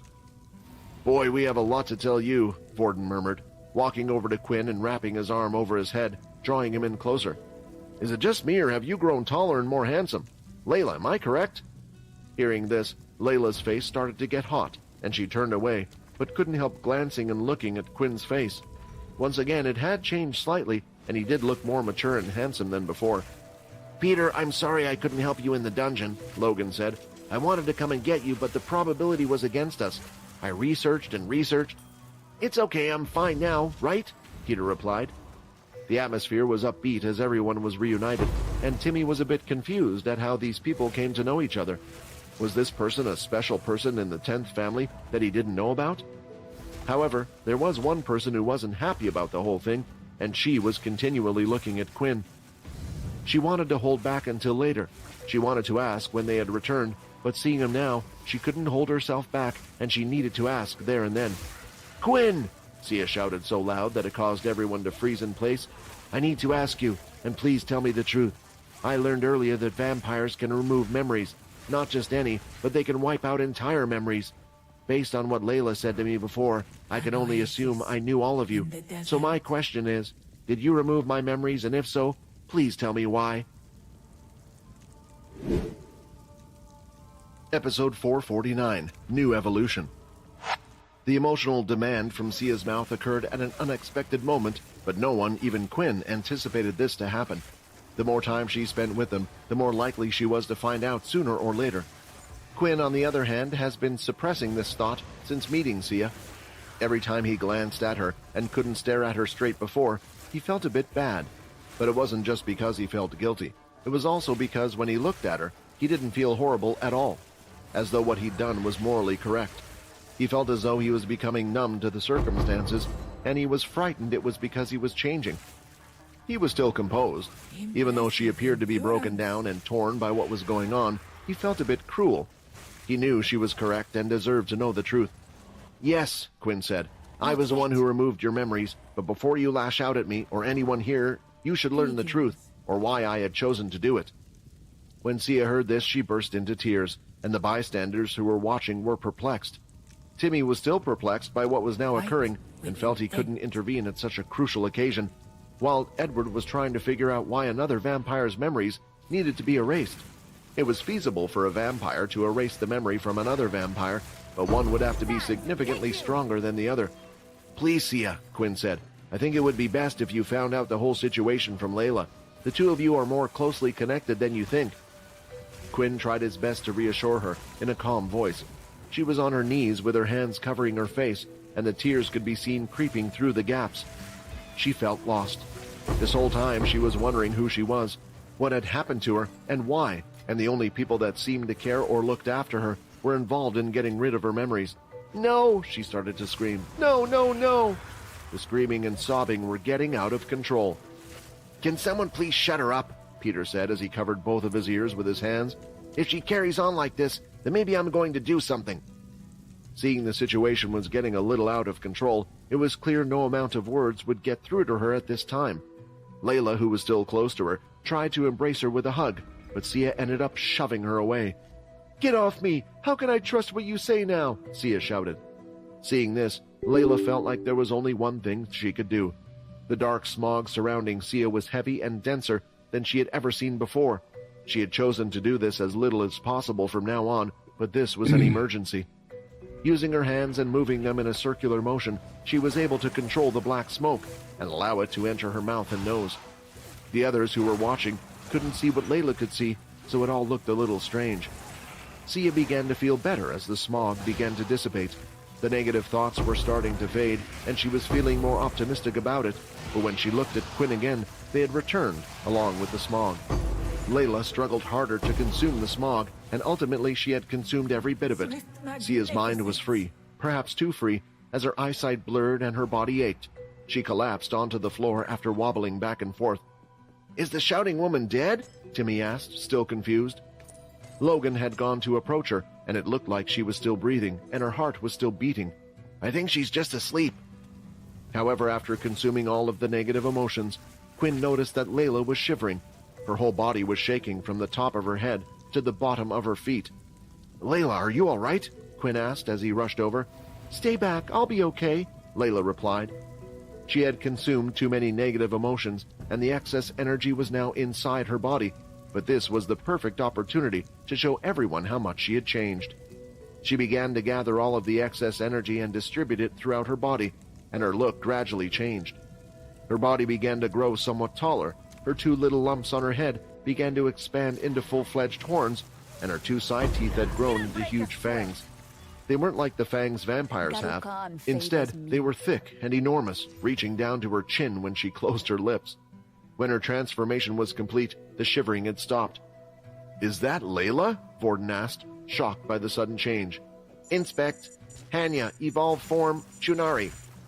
Using his inspection skill, Quinn was able to get a little bit of information, but it didn't delve deeper into the details like last time. Although he was afraid to tell Layla what had just happened, as he started to remember the last time she had transformed. Before, she just had little bumps, Now she had full-fledged horns. Could she live with herself? And if they were to go back to Earth, how were they going to hide that from others? She wasn't human. Time. Oh, Hanya, now when was the last time I saw one of those? Edward said. How many more surprises will I be getting?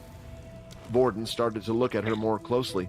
He started to think if you look away, her 2 large horns and tusk-like teeth. Then the increase in height and Layla's figure in other areas had greatly improved.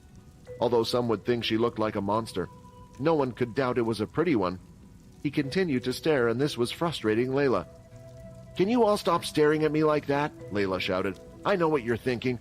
Don't worry, my evolution is temporary. I just needed to get rid of the excess power somehow, and this was the best way. Once the power starts to fade, then my form will revert to what it once was. I think you look kind of cool, Timmy said as he looked up at her. The compliment was welcomed by Layla, and a smile appeared on her face. Now that she had evolved, her abilities were also different as well, but there was no need for her to display them right now, and would wait till later. Now all the drama has been dealt with, we can get back to the matter at hand, Edward said. Who are these friends of yours? Are they also here for the same reason as you?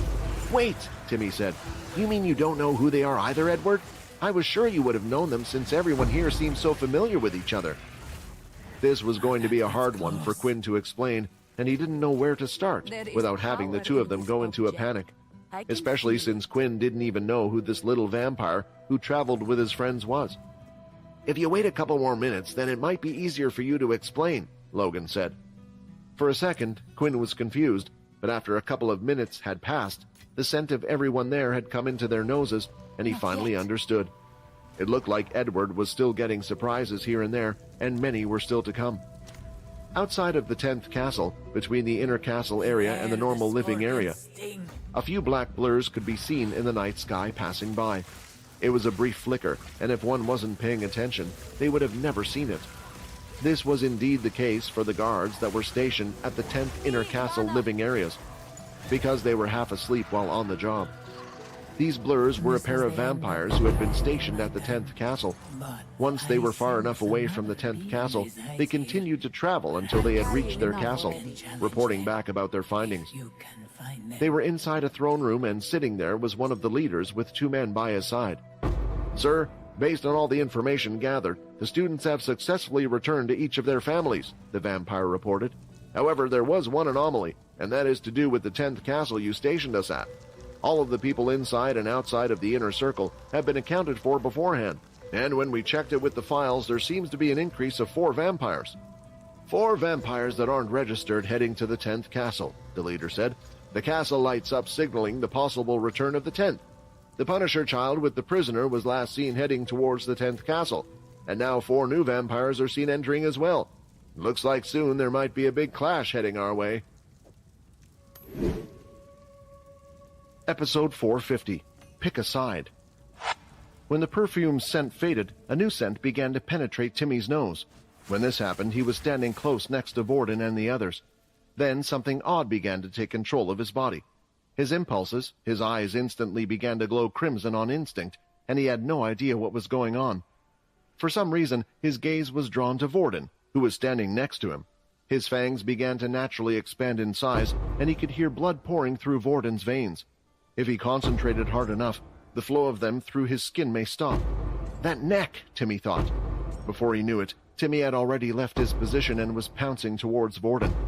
"Timmy, stop!" Edward shouted. Quickly throwing out his hands, mist started to surround Timmy, and a few seconds later he was yanked by the back of his collar and was dragged over by Edward's side. Looking at Timmy in his eyes, Edward started to speak a few words to him. Quinn, watching this, could tell he was using the influence skill to control Timmy, and soon after had returned to normal, regaining his lost senses. Looking over, Logan felt like he had made a slight miscalculation when they had revealed themselves to Silver. Although her eyes started to glow red, he thought it was out of anger, and in the end she did nothing and chose to just leave. Timmy's reaction was different. "You idiots! Are you trying to get yourself killed?" Edward said.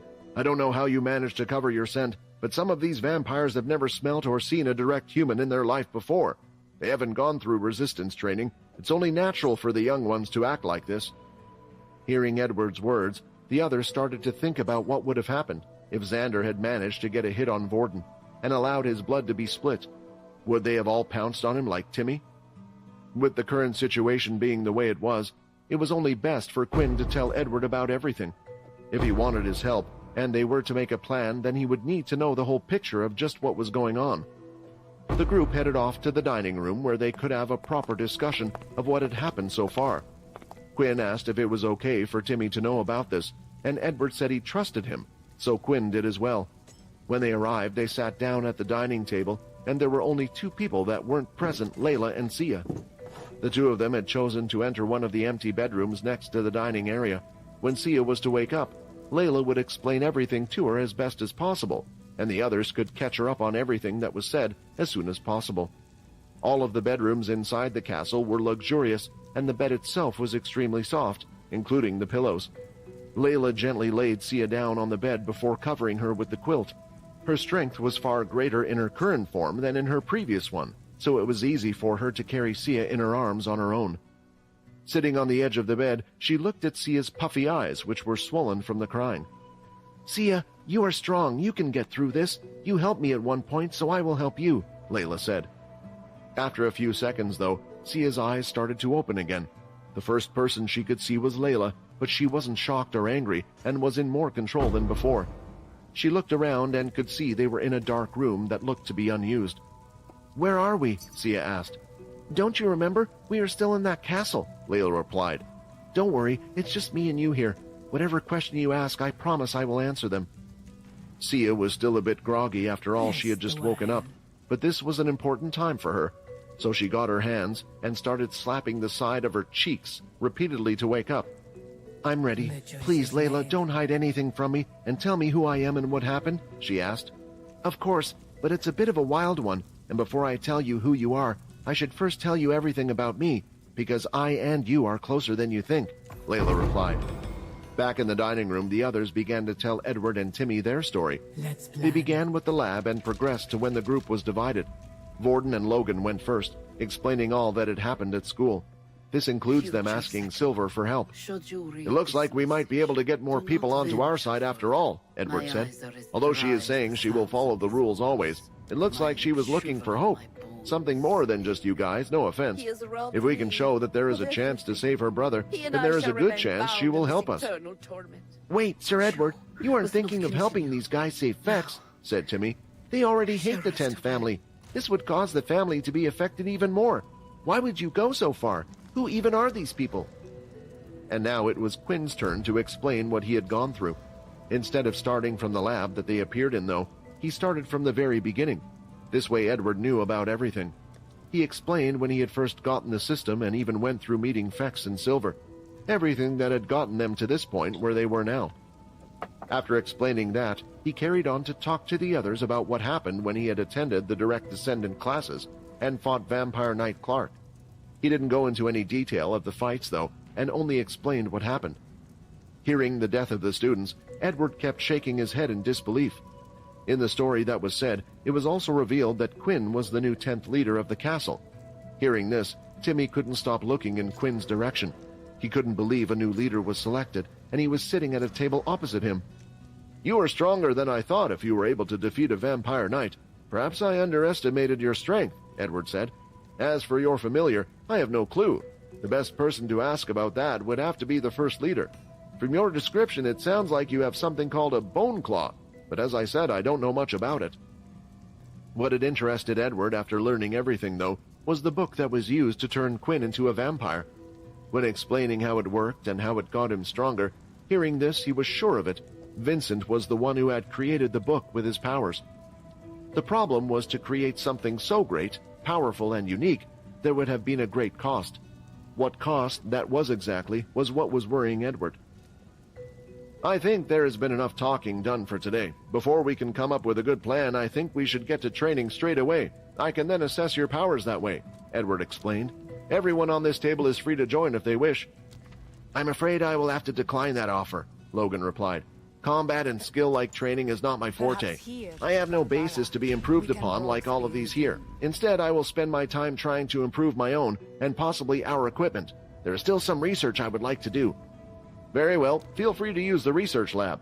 Vincent liked to dabble in strange things, so I'm sure his equipment will come as of use to you," Edward replied. I feel I would also only get in your way. I will go check up on Layla and Sia, see how they're doing, Vorden said. I have my combat style and prefer to train on my own. All right, you three, follow me then. What three? Timmy asked. You know too much, of course. You are involved in this now, Edward said. With that, the three of them went off with Edward to head back down to the reception area to begin their training once more. Inside one of the other castles, the vampire knights and one of the leaders were speaking. Sir, are we not going to do anything about the 10th castle? Would you like me to report this to the first leader? The knight asked. Don't. I still have yet to choose my side in this fight, the leader replied. If the Punishers have returned, then it might mean there will be a repeat of the events that happened last time. Only then will I choose my side, and I'm sure the others are thinking the same thing. Episode 451, Jealous Vorden. Other than the explanation Logan and Vorden had given, there was another reason why they didn't want to attend the training. Although Logan was correct in his statement about not needing to learn combat skills, Vorden was not. Logan entered the castle's lab, but there was someone behind him who had also entered the chamber. Vorden was the one. He had not gone to check on Layla as he had informed the others, but had instead followed Logan. The room was huge, but it was mainly vacant, as were the others, as though everything significant had been removed. Nonetheless, there were several test tubes, flasks, and other items that appeared to be measuring equipment that Logan had never seen before. He would place his hand on each new thing he saw, acquiring more information. They were essentially measuring instruments, although they were more advanced than those found on Earth.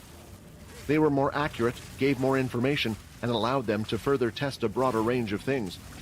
With this, Logan started to gather all the things from the room and place them on the island table located in the center, taking out what he needed from the cabinets off to the side. So, do you mind telling me why you're with me and not the others? Logan asked as he grabbed an object and started moving it to the middle. Those red pills from the trials back at that place where we came from, they worked, Vorden replied. I'm sure you already know they not only worked, but worked extremely well, and even now the effects from them haven't lessened. Hearing this didn't put a smile on Logan's face, though. Instead, he looked a little frustrated and let out a big sigh.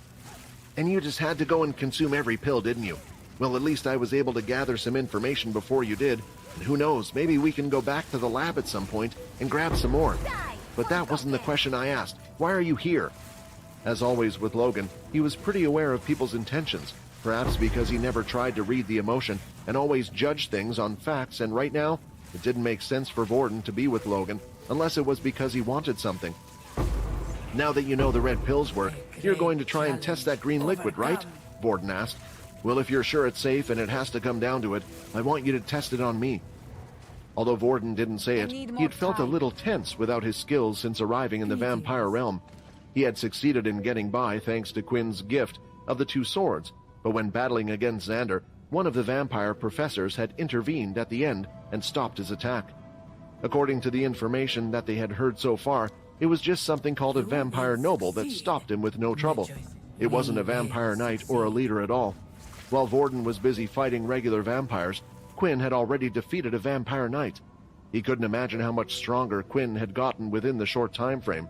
Before, Vorden would have never seen himself as the competitive type, but recently he couldn't help but compare himself to Quinn all the time. Sure, Rayton with his dual abilities or Syl with his 3 abilities had beaten Quinn in the past, but what about himself? Vorden was fighting as him for the first time, and he was still winning.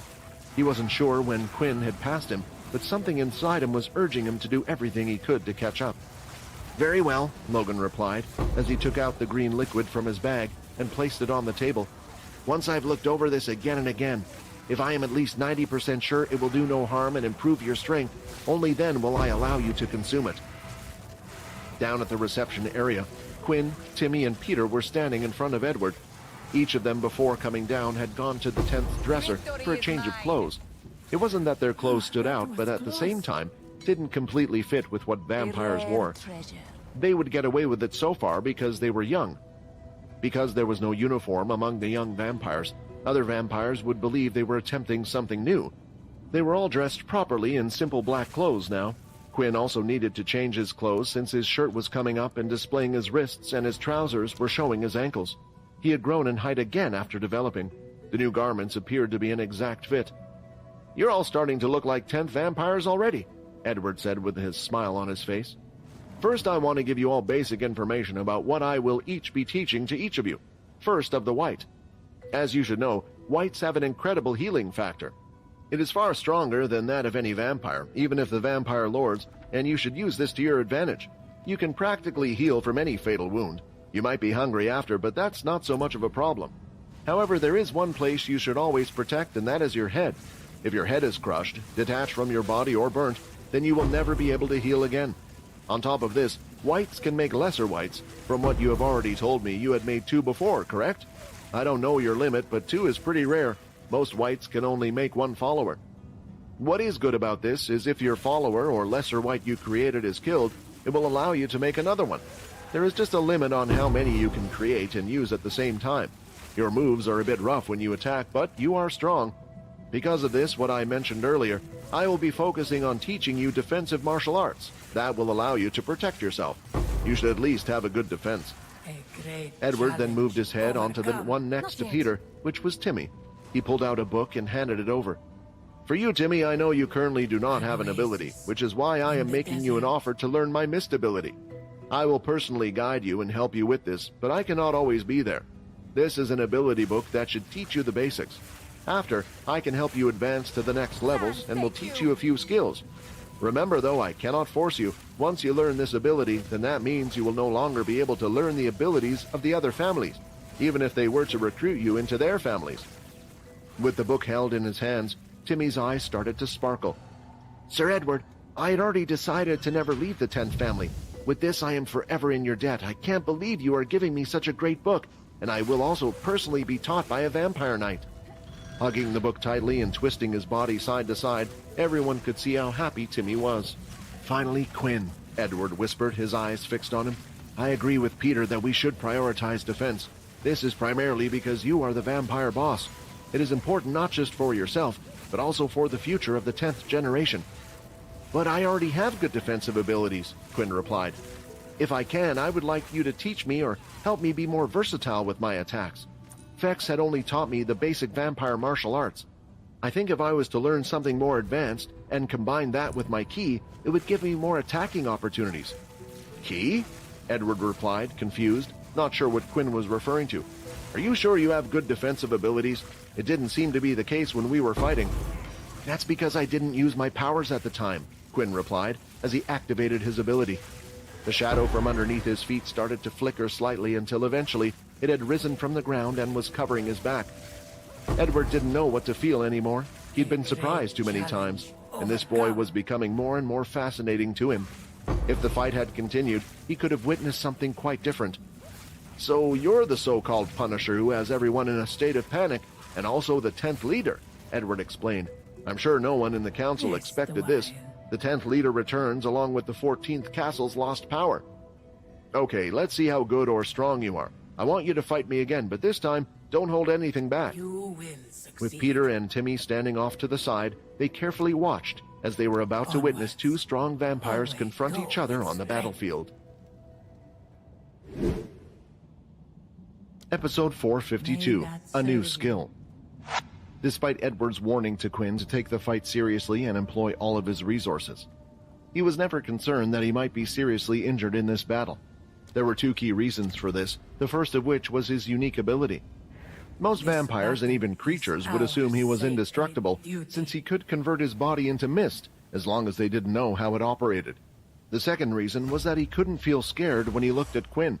Perhaps it was because he could tell his evolution was only that of a vampire noble, and he knew that he had recently become one as well. Holding out his hand, Edward was the first to attack. Blood spray! It was a move Quinn knew well, and suddenly a shotgun-like spray of blood came shooting out from Edward's hand. Let's see your defensive skills then, Edward said. The shadow that was hovering over Quinn's back immediately moved to the front, covering his entire body, and once it had blocked the attack, Quinn moved it to the side. After all, this was training, and Quinn was only there to show off his skills, so he didn't charge in or do anything he typically would. Okay, try again, Edward said, this time shooting out a blood spray once, and then a second time straight after. But it didn't matter for Quinn if it was 1 or 2. His shadow would be able to block it. But this thinking was exactly what Edward thought it would be. Blood control. As he split his hands apart, the blood followed, as if he was performing telekinesis on his blood. Edward had control over the flow of blood and had shifted the direction of the onslaught. The two blood sprays were now coming from the side rather than the front. Quinn's shadow, on the other hand, was fast to respond and split in two, producing two blanket-like figures, covering his sides and deflecting the attack. "Looks like your defensive skills are quite impressive. I should have expected from the Punisher's power," Edward said. "Now let's see how you attack." Just as before, the mist began to fill the entire room, completely concealing it. The others could see Quinn through the mist, but had no idea where Edward was. "Should I use the Shadow Void?" Quinn pondered. "No, it'll be pointless." The Vampire Knights appear to be aware of the Shadow's abilities as well as its weaknesses. Furthermore, we will almost certainly be confronted with several opponents soon. I can't trust the Shadow Dome. Quinn saw a movement in the mist and threw a punch, but it hit nothing and the mist split apart once again.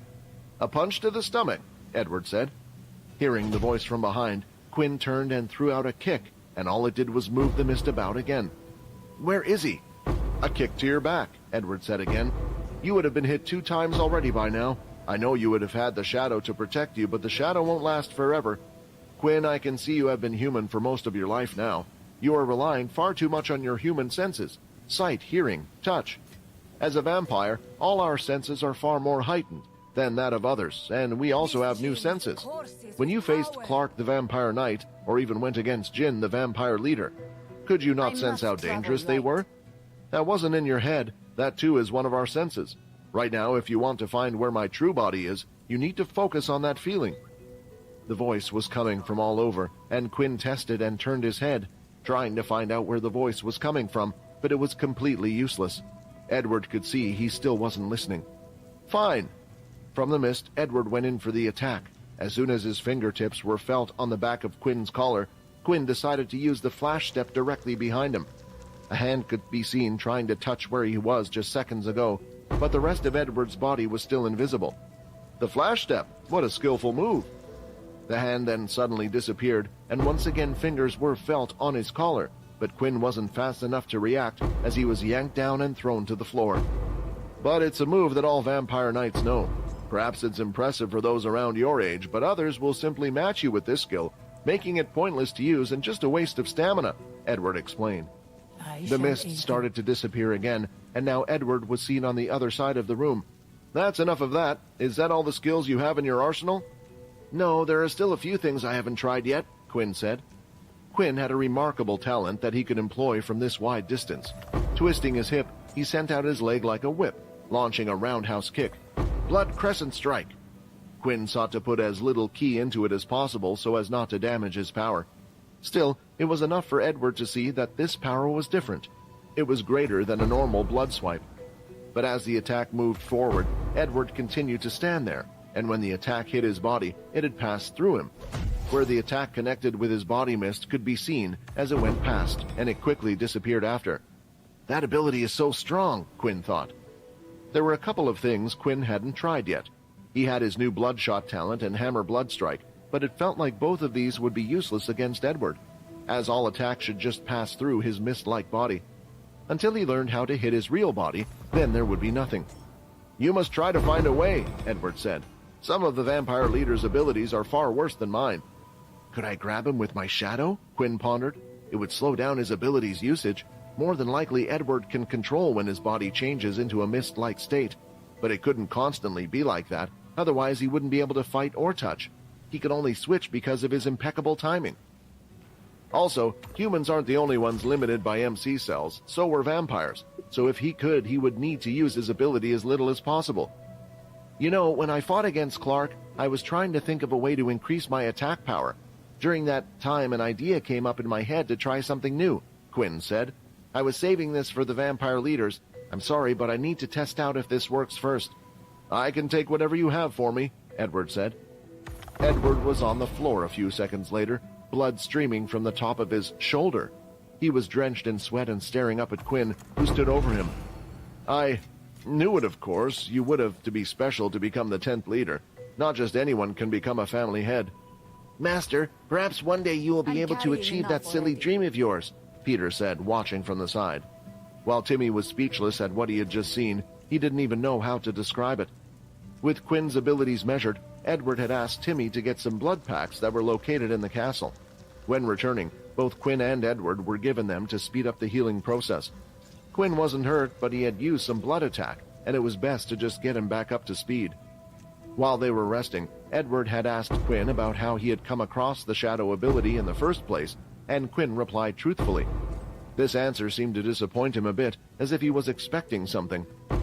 "Sorry, I just thought that after learning you had the Punisher's powers made, there were others out there. But it seems like you did just come across the power by chance.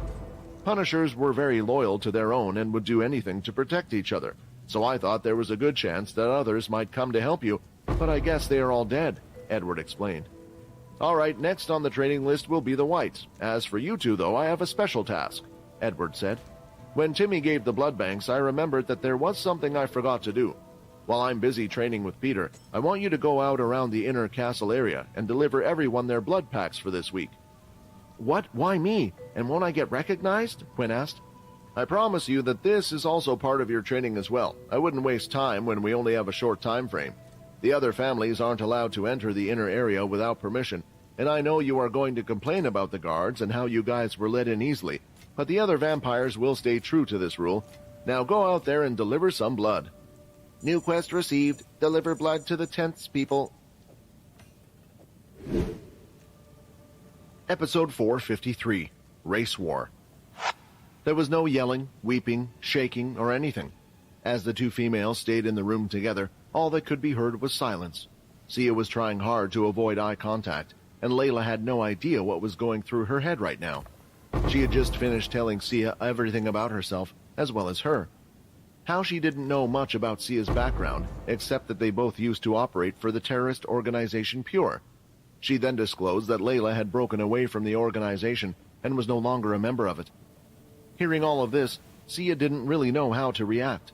When learning about herself, she didn't really know what to expect, but it certainly wasn't this. On top of it all, even though Layla was telling her all these things and she believed it, it still didn't feel real. It wasn't as if Layla's giving her these memories had suddenly become her own, since in her own thoughts she still knew nothing. She might have claimed Sia used to be Santa Claus and had the same reaction. This empty feeling in her mind couldn't be filled even after learning of her past. Seeing this, Layla didn't know what to do, but there was one thing she was sure about. It was the fact that her negative feelings were no longer there. She couldn't see the smog from before, and right now she didn't really know how to help her. "You know, Sia, there was something that happened before I really knew you," Layla said. "I used to have a friend, and due to some things, I had no choice but to send them over to Pure as well. At least there she was safe. Even though I knew what they did there, I just wanted her to live. When she left, I was a bit lost. I felt alone, but you helped me, looked after me, and looked out for me during that time, and I wanted to do the same. I don't know if you did so because it was your duty or mission, but I would like to think it was real, and that was the real Sia. During our time that we have spent together so far as well, even though you didn't have your memories, I would say you were more real now than before being influenced by Pure." Sia began to consider if it would be wise to return to Pure after hearing those comments.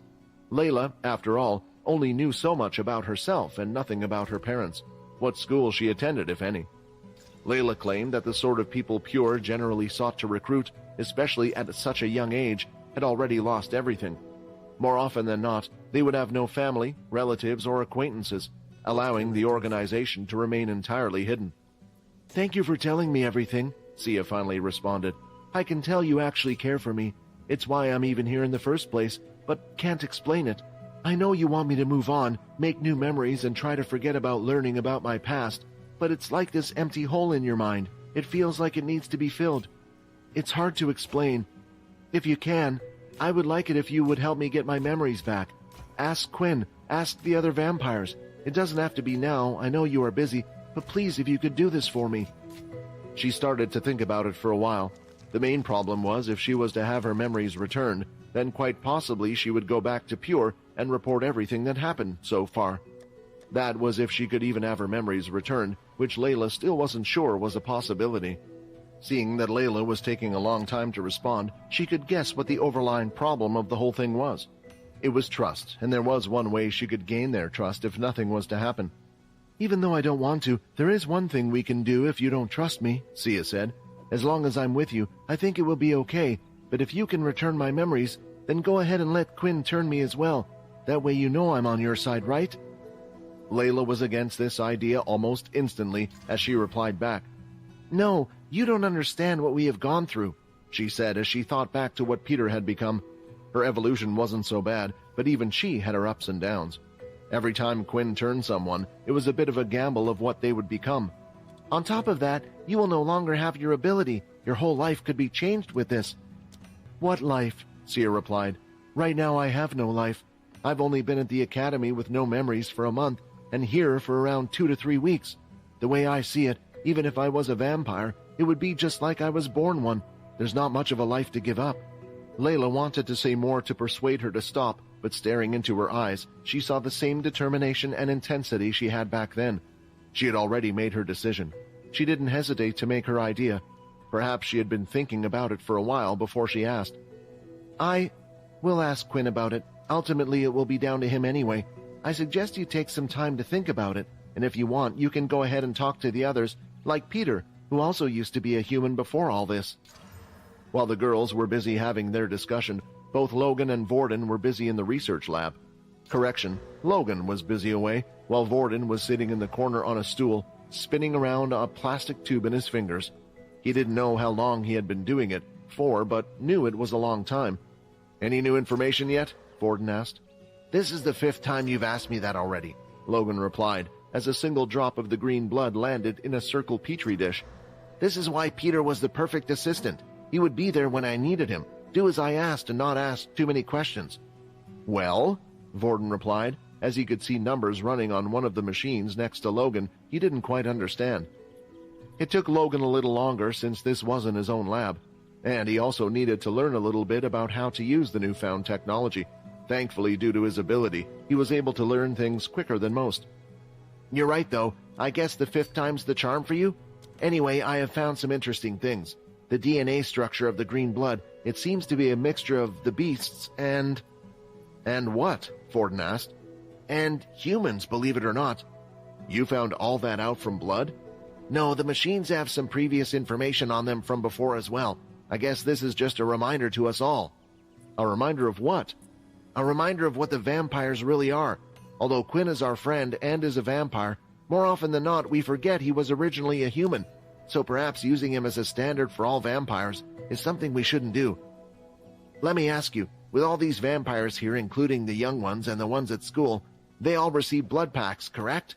And they all had human blood in them. Where exactly are they getting this supply of human blood from? And I don't need to remind you about all those bodies we saw in the laboratory back there. Human body parts are just used for experimentation. You know, I've been thinking if vampires always lived among us, then where were they during the First War? I couldn't find no such report on them at all. But what if they never saw us, humans, as living things in the first place? If something was trying to destroy all the ants in the world, I doubt there would be many that would step in to save them. To put it simply, I'm sure the vampires see us as nothing but food to them. And that's the problem, they still need us. This green blood powers them up. Might be the result of mixing both human and beast blood together. Perhaps the vampires were trying to create their own unnatural source, so they would no longer have to rely on us. It was a lot to think about, and Vorden couldn't pretend he hadn't considered these options. Vampires, as a matter of fact, were not friends of the human species. They were yet another enemy. If the human and vampire races ever went to war, Vorden began to wonder whose side Quinn would pick. Episode 454, A Simple Quest. Quinn had not anticipated getting a quest from the system after Edward had assigned him a duty. He was first uninterested, maybe thinking it was a waste of time. He needed to hone his talents through training and other means, especially since there didn't appear to be any beasts of any type in the vampire settlement. As a result, gaining experience would be difficult for him, but now that there was a mission tied to the actual task, Quinn was much more intrigued, especially since the prizes were concealed. When this had happened before, he had acquired a few intriguing items from completing the mission. On top of this, if he was to get EXP, then there was a good chance that he could level up a few times, bringing him closer to the rank of the Vampire Lord. Quinn was waiting outside for Timmy to return. He had gone back to the castle to get the blood packs needed for their task, and then he would guide Quinn around to all the establishments they needed to go to. Eventually, Timmy had returned with what looked like a crate with wheels on its back. There was nothing tied to it, and the front was a single circle that resembled an eye. There was nothing attached between Timmy and the robotic crate, but it continued to follow closely behind him. "Okay, let's get this done as quickly as possible, and then I can get to training the missed abilities as well," Timmy said, pumped up to do the task given. Quinn nodded in response, as he couldn't agree more. There was always the chance this quest was a complete waste of time, but the best way to find out was to get it done. Following Timmy, the crate continued to follow behind him. They were only delivering blood to the inner castle areas, so there shouldn't have been too much. "How many live in the inner castle area?" Quinn asked, trying to estimate how long this would take. "How many live here and how many are meant to be here are two different questions," Timmy replied. "We are to deliver the blood packs to 50 different households. These are the vampires that are meant to live here. Although some are from the pooling area that basically comes and stay over here most of their time anyway, like me. A lot of times, I would come to meet Edward and help him do tasks such as this." Eventually, they reached one of the large households in the area. A few knocks at the door were given, and an adult woman came out who was dressed quite nicely. "Oh, Timmy, is Edward not with you?" she asked. "I guess he must be busy with what happened at the tower earlier." Timmy glanced behind him, looking at Quinn. The citizens and the 10th people would be completely shocked if they were to find out that the new 10th leader was right beside him and in front of their very eyes. With a wave of Timmy's hand, the crate opened automatically. "Come on then," Timmy said. "Edward did say this was your task after all." A shipment of dry ice vapor could be seen flowing out of the box when looking inside. What astonished him was that there were considerably more than 50 or so blood bags inside. There were many thousand of them. "Please grab 30 or so blood packs for Miss Johnson." Quinn did as he was told and grabbed them all in one go and passed them over. While doing so, Miss Johnson stroked the top of Quinn's hand during the passover and placed the packs down by her side. "You're quite the handsome one now that I see you up close, aren't you?" she said with a flushed face. Quinn was not used to this kind of reaction. He had never been considered handsome when he was human. What he didn't understand was how much more attractive he had become with each development. Furthermore, the increased stats would subtly modify his physique each time, improving it beyond the capabilities of someone his age. Right now, Quinn was practically most girls' dream boy. "Thank you so much for the delivery, and I hope you can come again next time," she said. With the door shut, Quinn expected to see a quest complete notification, but there was no such thing, so he quickly decided to look at the status of the quest. "Deliver blood to the 10th people, 1 of 50 complete." It looked like he would have to finish the task before he would be getting any type of reward. The only good thing was the task seemed to be relatively easy. Seeing the blood packs, there were a few things that Quinn wondered. He waved his hand over the crate, and it opened just like it did when Timmy did so. Looking inside, there were really over 1,000 blood packs. "Why so many for so few people?" Quinn asked. "These blood packs are for everyone in the 10th family," Timmy replied. "In each family, there are 1,500 people, so each person should get at least one. Usually those that belonged in the castle would do this type of task, and the workload would be split. But Edward is the only one from the old that still belongs in the castle. Everyone else had left, and with no leader, there was nobody to decide who would be considered a close part of the family. So instead, we deliver the blood packs to those in the inner circle of the family, and they will go on to deliver it to the others.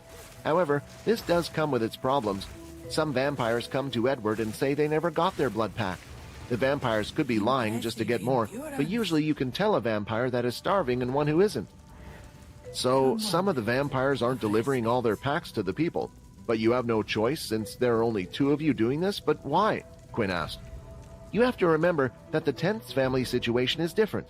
The vampires in this family are full of those that never wanted to be here, but were forced here instead. They couldn't get into any of the other families, so they're stuck here. Edward guesses that some of the vampires are trading blood with the other families to get their favor. If they can get on other families' vampires' good side, there is more chance for them to be recommended into the family. What they don't realize is these vampires from other families are probably stringing them on. If they did invite them into their family, then where would they get the extra blood from? But people's dreams are an addictive drug." Listening to Timmy, Quinn felt like he sounded a lot wiser than his looks. Perhaps he had to grow up fast, living in a tough area such as this one, which gave him different views compared to others. Quinn then went to pick up the blood pack from the crate as there was something else he was interested in. There were other 1,000 different blood packs here. Unsure whether they came from the same person or different people, there was one thing he was sure about. It was the fact that they would make him stronger. However, the second he picked up the blood pack, and this thought had entered his mind, a new system message had appeared. Warning, any tampering with the quest item shall result in failure of the quest. Quest rewards will be void. Seeing this, Quinn immediately dropped the blood bag back into the crate, and any ideas he had of consuming the blood were now gone. If all of the blood bags were from different persons, Quinn would have reconsidered and consumed the blood nonetheless, but when he used his inspection talent, he noticed that the majority of the blood there belonged to the same person. This was a concerning thought for Quinn, who was beginning to wonder where they were getting all their blood from. For the time being, it was an idea he would store away and revisit later. The two of them would stroll around and perform the same thing they did with the first home, and if it was a lady, Quinn would generally get some sweet compliments. 25 of 50 complete. They were about halfway done finishing their tasks, and it had been a lot quicker than Quinn had expected, but he was starting to wonder why Edward had asked him to do such a task.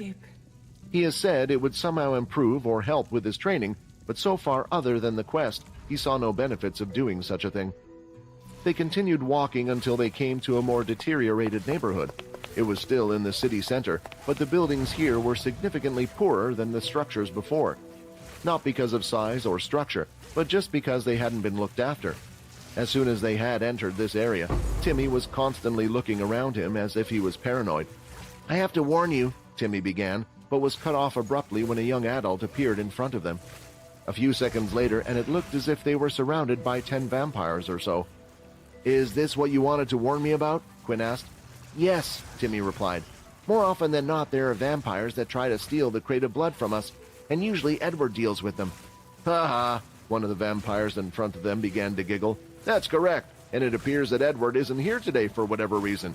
Did he believe it was now safe since the 10th vampires had returned to their former selves? Loyal to the unknown leader. Timmy, you already know you're no match for us. I doubt you would even be able to beat me, let alone 10 of us, so why don't you just hand over the blood?" A little nervous, Timmy stood back to cover the crate, and at that moment, Quinn stepped forward. "I know Edward isn't with him today, but you see, Edward left me in charge of today's guard duty. Please, if you could go easy on me as well, that would be great," Quinn said with a smile. Maybe this was part of the training. Episode 455, New Green Blood. Logan had been working hard inside the lab. He was in the zone and wouldn't let any distractions get in his way. He'd already taken a syringe and was on his way to injecting it into Vorden's arm. He had yanked it forward, and the needle was out and ready. "What the hell do you think you're doing with that thing?" Vorden shouted back. "Oh, sorry, did I not tell you what was going on?" Logan replied, looking up at Vorden as if he had done nothing wrong. "I must have spoken in my mind again.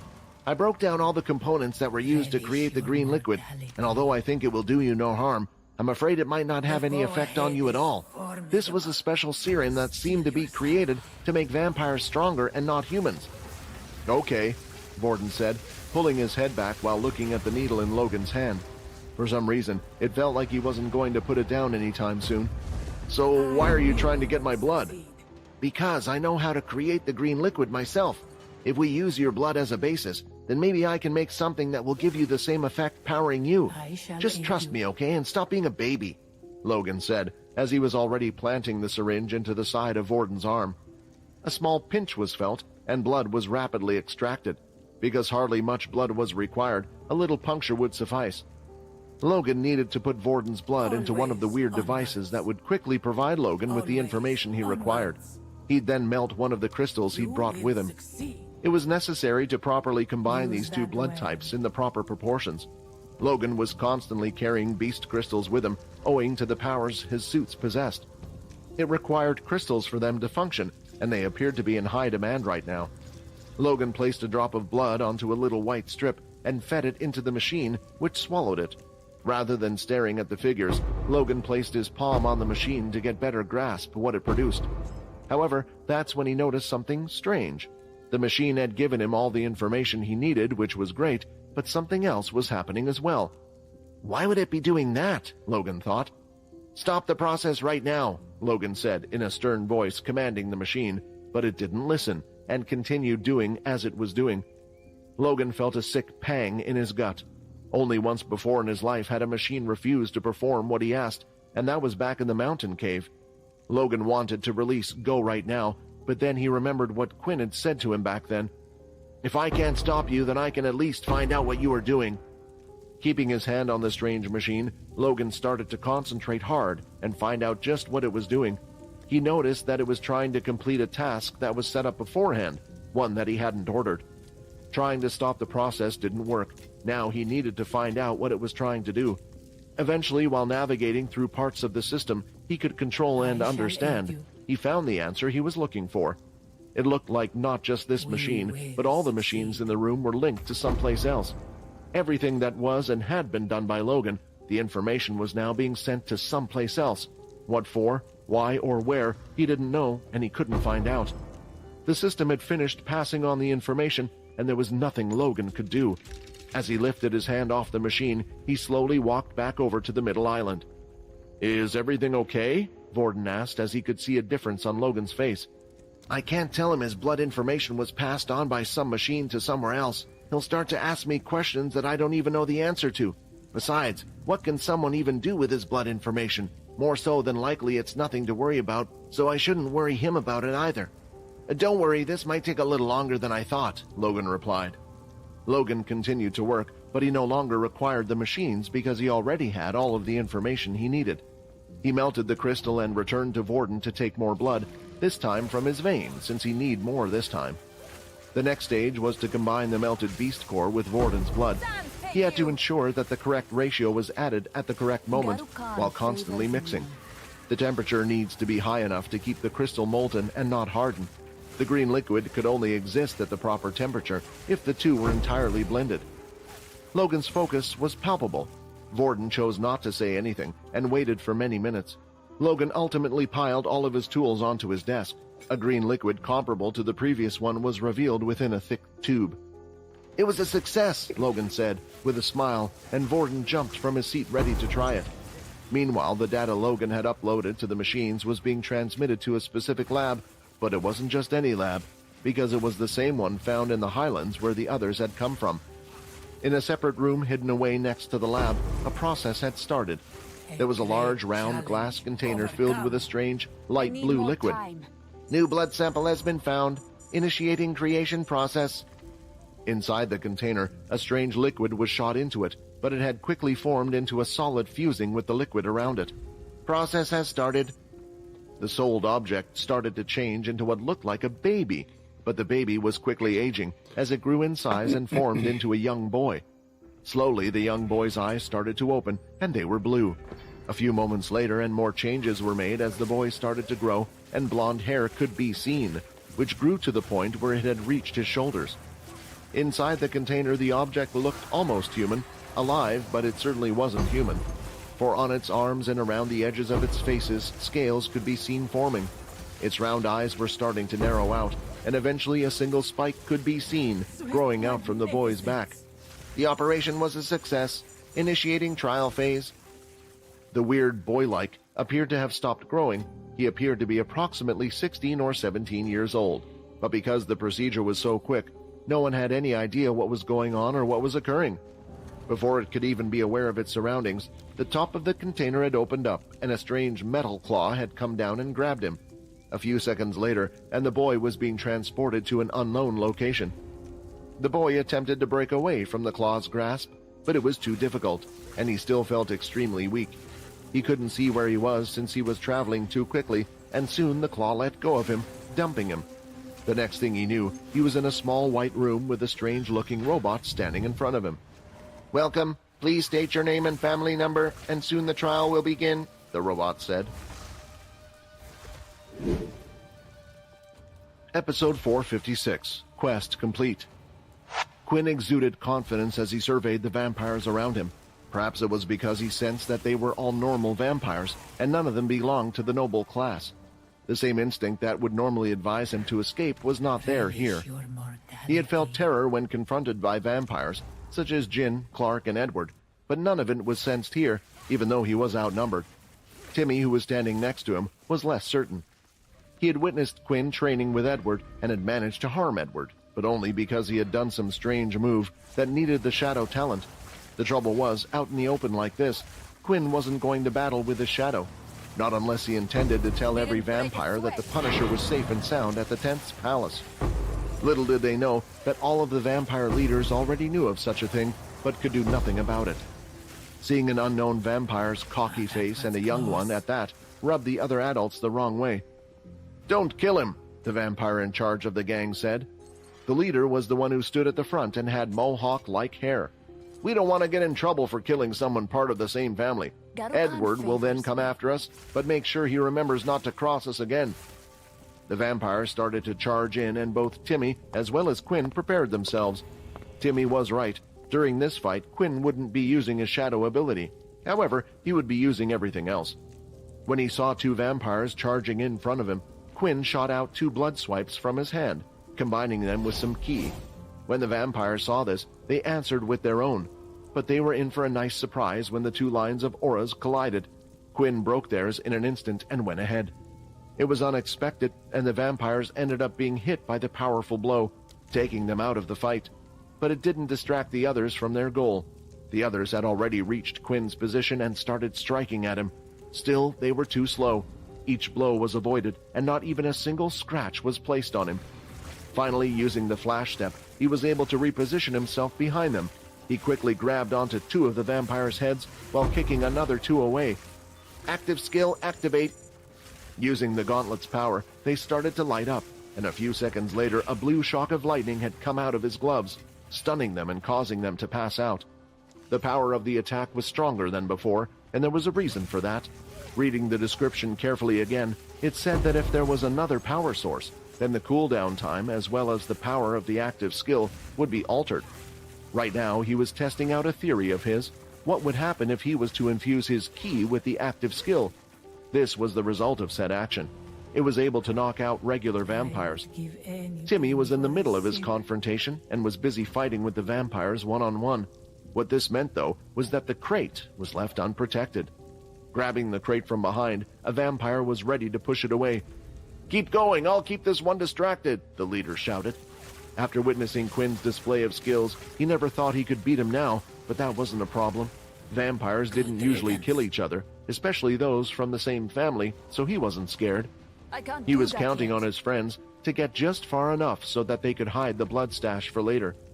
Quinn was about to go after the man in the container, trying to ignore the leader, when his 2 feet became fully glued to the floor. When he peered down, he noticed a green, slime-like substance. "An ability? Damn, I didn't expect a regular vampire to have one," Quinn said, and the other vampire now had grabbed onto the crate and was ready to run. Meanwhile, Edward had just gone through a round of training with Peter and was allowing him to rest. He started to think about how Quinn was fearing right about now. "If you want to save Fex, it will be difficult. There will be multiple enemies we have to deal with at once, and on top of that, we cannot forget the original goal. In this situation, I want you to think of the crate as Fex. While we will be busy fighting against multiple different opponents, they will be after him," Edward thought. The crate was getting away, and Quinn was stuck on the ground still.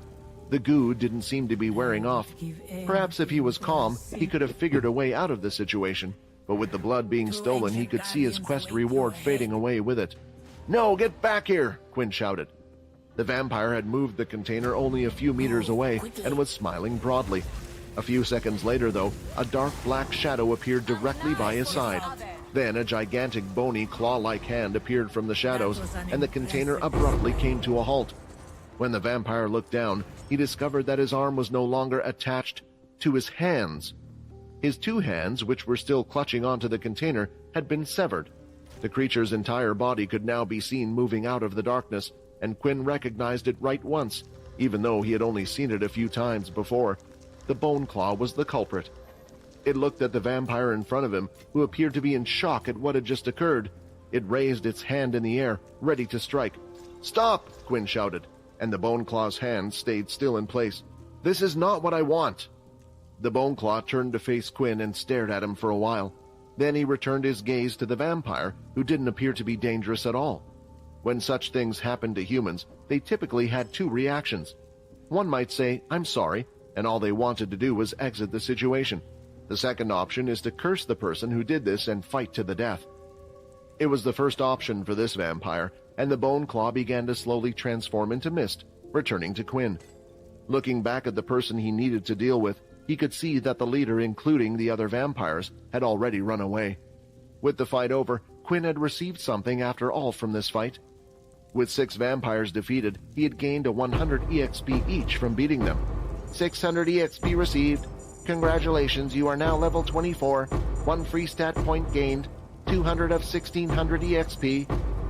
As usual, Quinn placed the free stat point into his charm skill, since it was the hardest one to gain points for. There was no natural blood type that would increase it after all. Returning to the crate, Quinn could see Timmy there. He hadn't said a word about what he had just seen, even though he had a ton of questions he wanted to ask. Instead, the two of them tried to help the vampire that had both of its arms detached.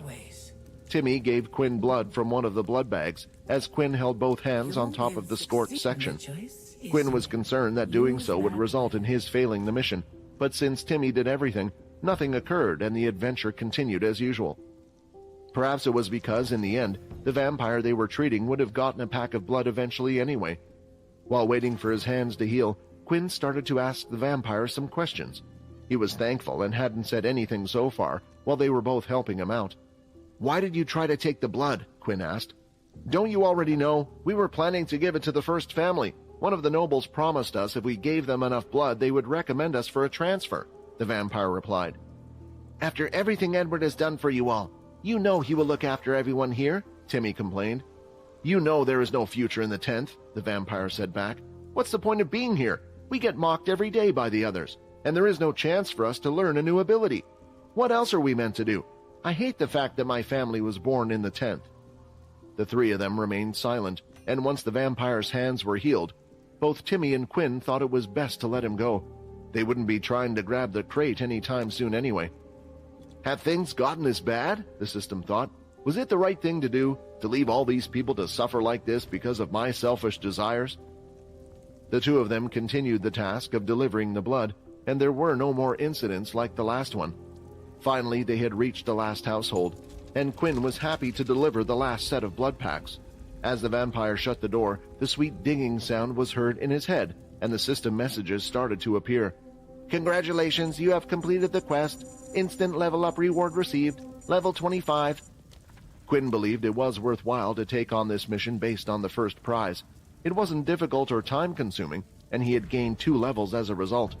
Furthermore, it did not appear to be the end, as other sounds from the system were heard. "You have gained the 10th family people's trust.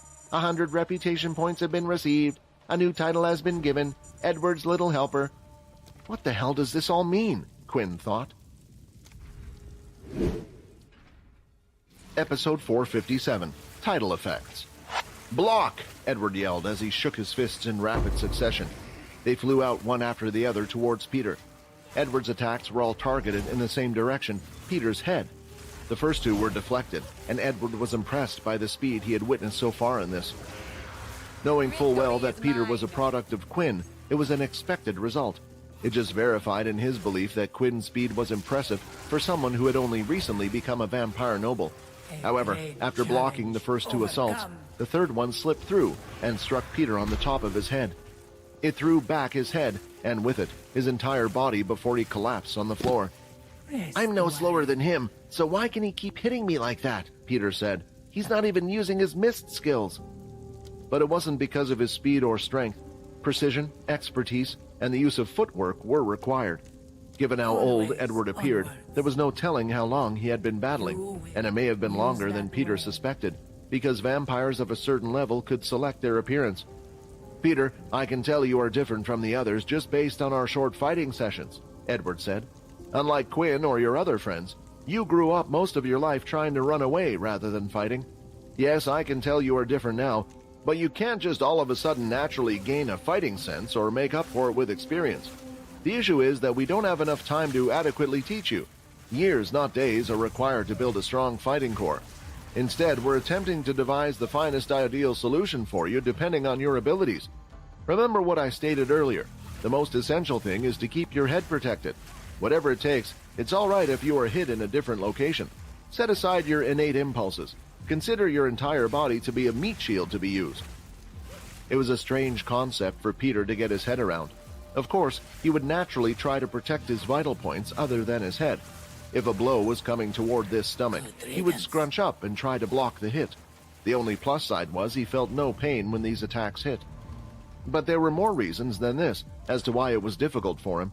Even though he knew he had an impressive regenerative ability, recently he had tried to get out of the habit of using his body as a meat shield.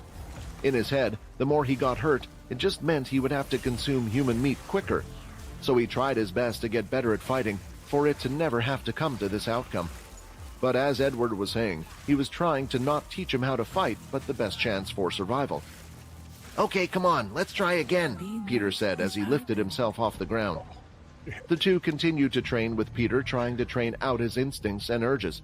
If he could see a blow coming towards his head and he couldn't stop it in time, then it didn't matter if he was to get hit in another place. Jump, twist, turn anything. If the blows were to hit and he was to get broken bones here and there, it didn't matter, and bit by bit, it looked as if Peter was getting the hang of it. Meanwhile, Quinn had just received the texts and was attempting to figure out what they all meant. The level up was useful, and it was rather simple, but there were a few things he didn't understand. The first being the reputation points. Reputation points 100. Reputation points. Go out and spread your name far and wide. As the future leader of the 10th castle, they must be popular with their people. Complete tasks, help out the people, and gain their trust and loyalty. The higher one's reputation is within the 10th city, the more likely one is to comply with tasks, help out when in need, and listen to you when asking a favor. Be careful, for one's reputation can also decrease, to the point where they might be after your blood. It seemed as if reputation points were a value that was associated with how Quinn was preserved within the 10th's castle area.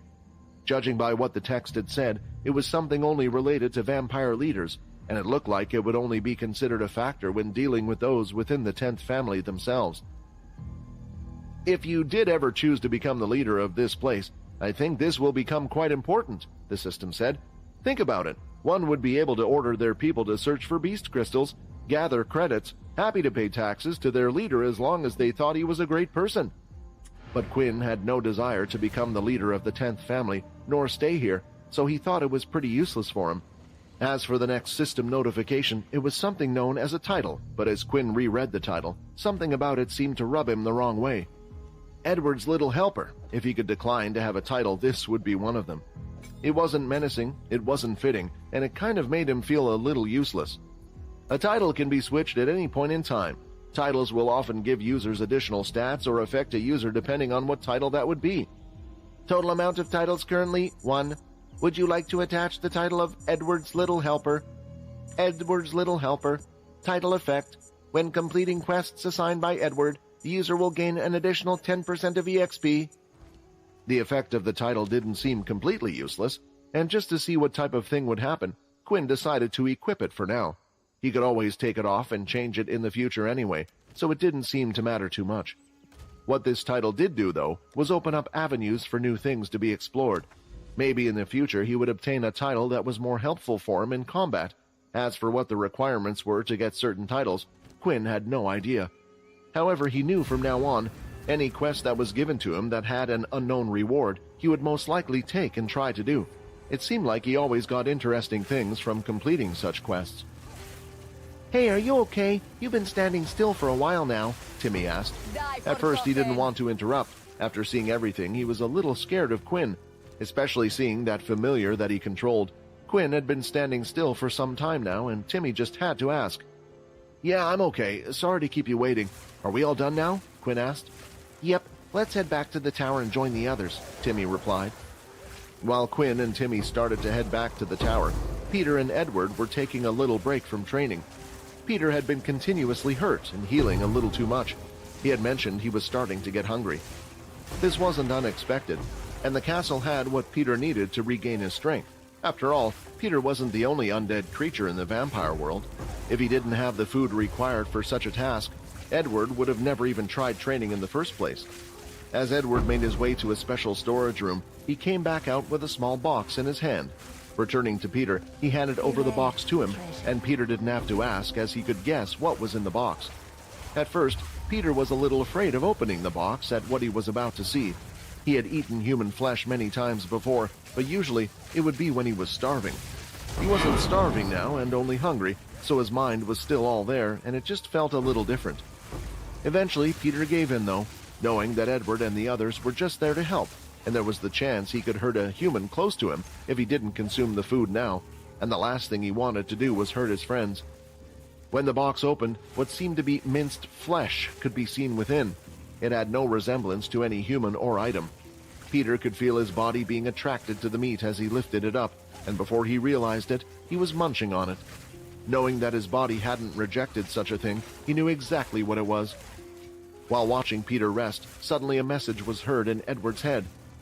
"Edwardino, this is an emergency. You have been summoned to the main castle and have been asked to be present at the council meeting. You must come here at once." Episode 458, Testing the Green Liquid. As soon as Edward got the order, he knew he had no choice but to comply. The fact that they had sent the message directly to him, and it was a summon too, meant that he would have no choice. If he was to ignore the order, then there would be serious consequences for doing so. Before leaving, he decided that he would inform Peter of his departure, but didn't tell him the exact reasoning for his leaving, only for the rest of them to wait for his return. "And if you don't return before the execution?" Peter asked. There was a slight pause as Edward was thinking of how to answer this, as there was a good chance this might happen. Edward wasn't naive enough to believe that they wouldn't have some spies, and won't be blind enough to not notice the tower lighting up. If he didn't give a good enough reason for these things happening, then they could very well keep him at the king's castle. "If you want my honest answer, I would say give up," Edward replied. "Honestly, I think it's pretty much a suicide mission with me, so without me, I wouldn't even give a percentage of your rescuing mission being a success. All of you will just get yourselves killed. But knowing how rash Quinn has acted so far, I believe he would go through with the rescue mission anyway, so my words would only be wasted. My only piece of advice would be, don't try to defeat your opponents. It's a rescue mission. Just grab and run." With that said, Edward was off leaving the tower. He'd also informed Peter of the combination that was used to enter the castle. There is power. Usually, he wouldn't tell anyone of such a thing, but Peter was directly created by the new 10th leader, so Edward knew he could trust him to be loyal. "There might be a chance that you will never see me again. Make sure you surround yourself with good people, Quinn," Edward thought. With no training left to be done, Peter decided it was best if he was to go and try to find Logan and Borden to inform them of what was happening at the moment. As he started to make his way upstairs to the research lab, he noticed the two girls just leaving their room as well. Sia was still after Layla, but she wasn't clinging to her like she used to. In truth, she resembled her former self, a period when she still had her memories. Layla had also devolved back to the normal Hanya and was no longer in her new evolution form. "Where's Edward?" Layla asked. "Oh, about that. It seemed he had to leave in a rush. He didn't tell me what it was about, but it looks like we might be on our own for now." "How's she?" Peter said, pointing at Sia. "You know you can just ask me. I'm right here," Sia snapped back. Not only did she look like her old self, but Peter was starting to think she was starting to act like she used to as well. Ignoring Sia, Peter continued to talk to Layla. "Did she get her memories back?" "No," Layla replied, "but I told her everything. Do you know if Quinn is back yet? She wants to meet him." Peter didn't like Sia and wasn't sure why she had been invited on this trip in the first place. He vividly recalled their first meeting when she had attacked Quinn out of nowhere and revealed that she had been a spy all along, but Layla was the polar opposite. He knew she genuinely cared for Quinn and that as long as she was around, nothing bad would happen to him. "No, he's not back yet. I was planning to meet up with the others and tell them about Edward," Peter replied, and at that moment the two boys could be seen walking down the stairs together. "Oh, what the hell? What's everyone doing meeting up in the middle of the corridor?" Borden asked. Peter explained to the two what he had just told Layla, saying about Edward's sudden disappearance. The two boys seemed more concerned than everyone as they looked at each other.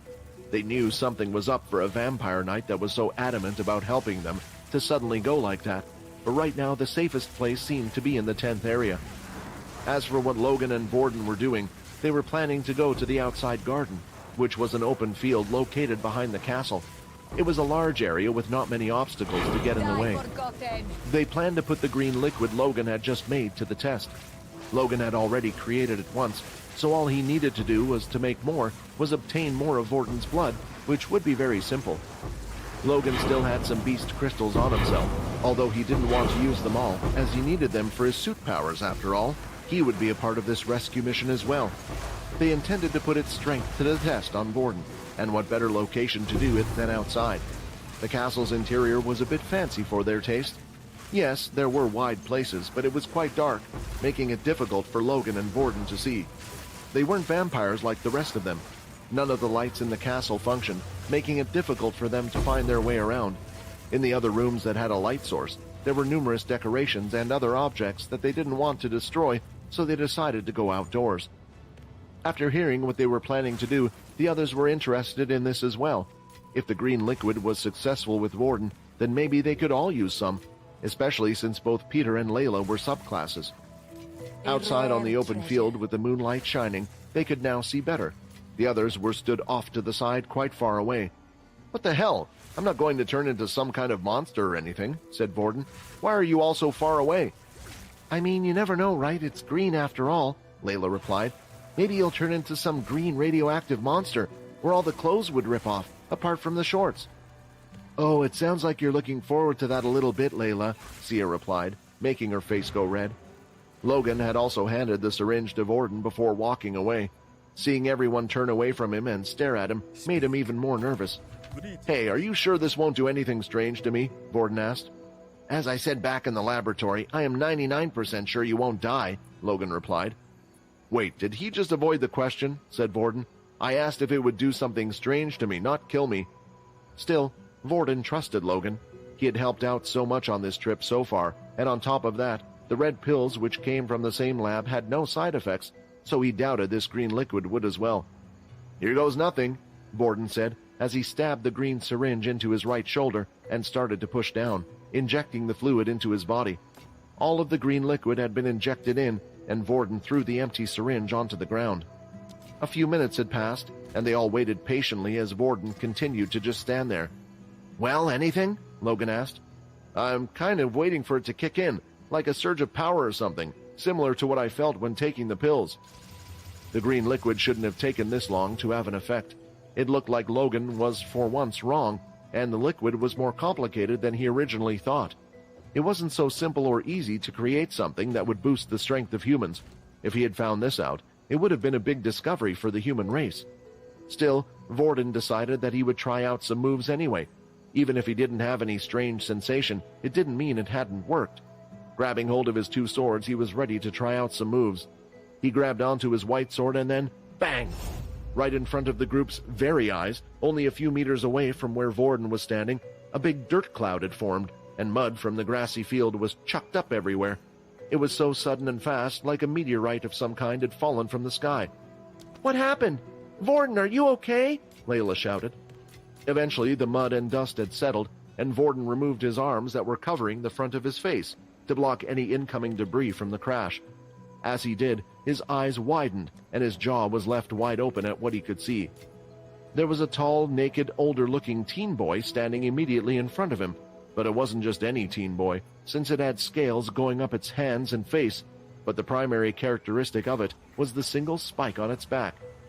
"Isn't that a Dalki?" Peter shouted, remembering the horror of when they had first met one before.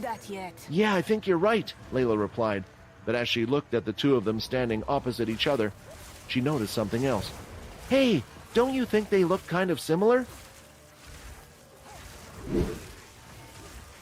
Episode 459, The Dalki, Friend or Foe. Walking back to the castle, both Timmy and Quinn were relatively silent the entire way. Quinn was still busy trying to figure out if there was anything he could use these new reputation points for. It didn't go into detail about what was a good reputation score to have. He had 100, but did that mean he could do anything? If he was to ask a favor from one of the vampires he had met earlier, he very much doubted they would do anything to help him, especially if he started to ask them to rally up and storm the execution platform with him. With no frame of reference, there wasn't much he could do. During their walk, they hadn't encountered any troubles as they had before, but suddenly both of them spotted something that seemed to be almost flying in the sky, heading straight toward the castle. "What is that? Is it an attack?" Timmy said nervously. Whatever it was moving at an incredible speed and was heading right for the castle. It was too fast and far for their eyes to catch a clear picture of what it was, but Quinn was worried for the others. "Have they found out where we are and decided to attack us?" Quinn thought. With too much to worry about, both Timmy and Quinn picked up the pace as they headed back to the castle. Not wanting to leave the crate behind, Quinn lifted it above his head with his 2 arms and started bolting away. Out in the castle's gardens, the others didn't care what it looked like, but the single spike on its back was proof that it was a Dalki. How, why, or what it was doing here didn't matter. For some, the appearance was enough for it to send horrifying memories down their spine. Logan had already gathered the spiders and started to form a special suit around his body.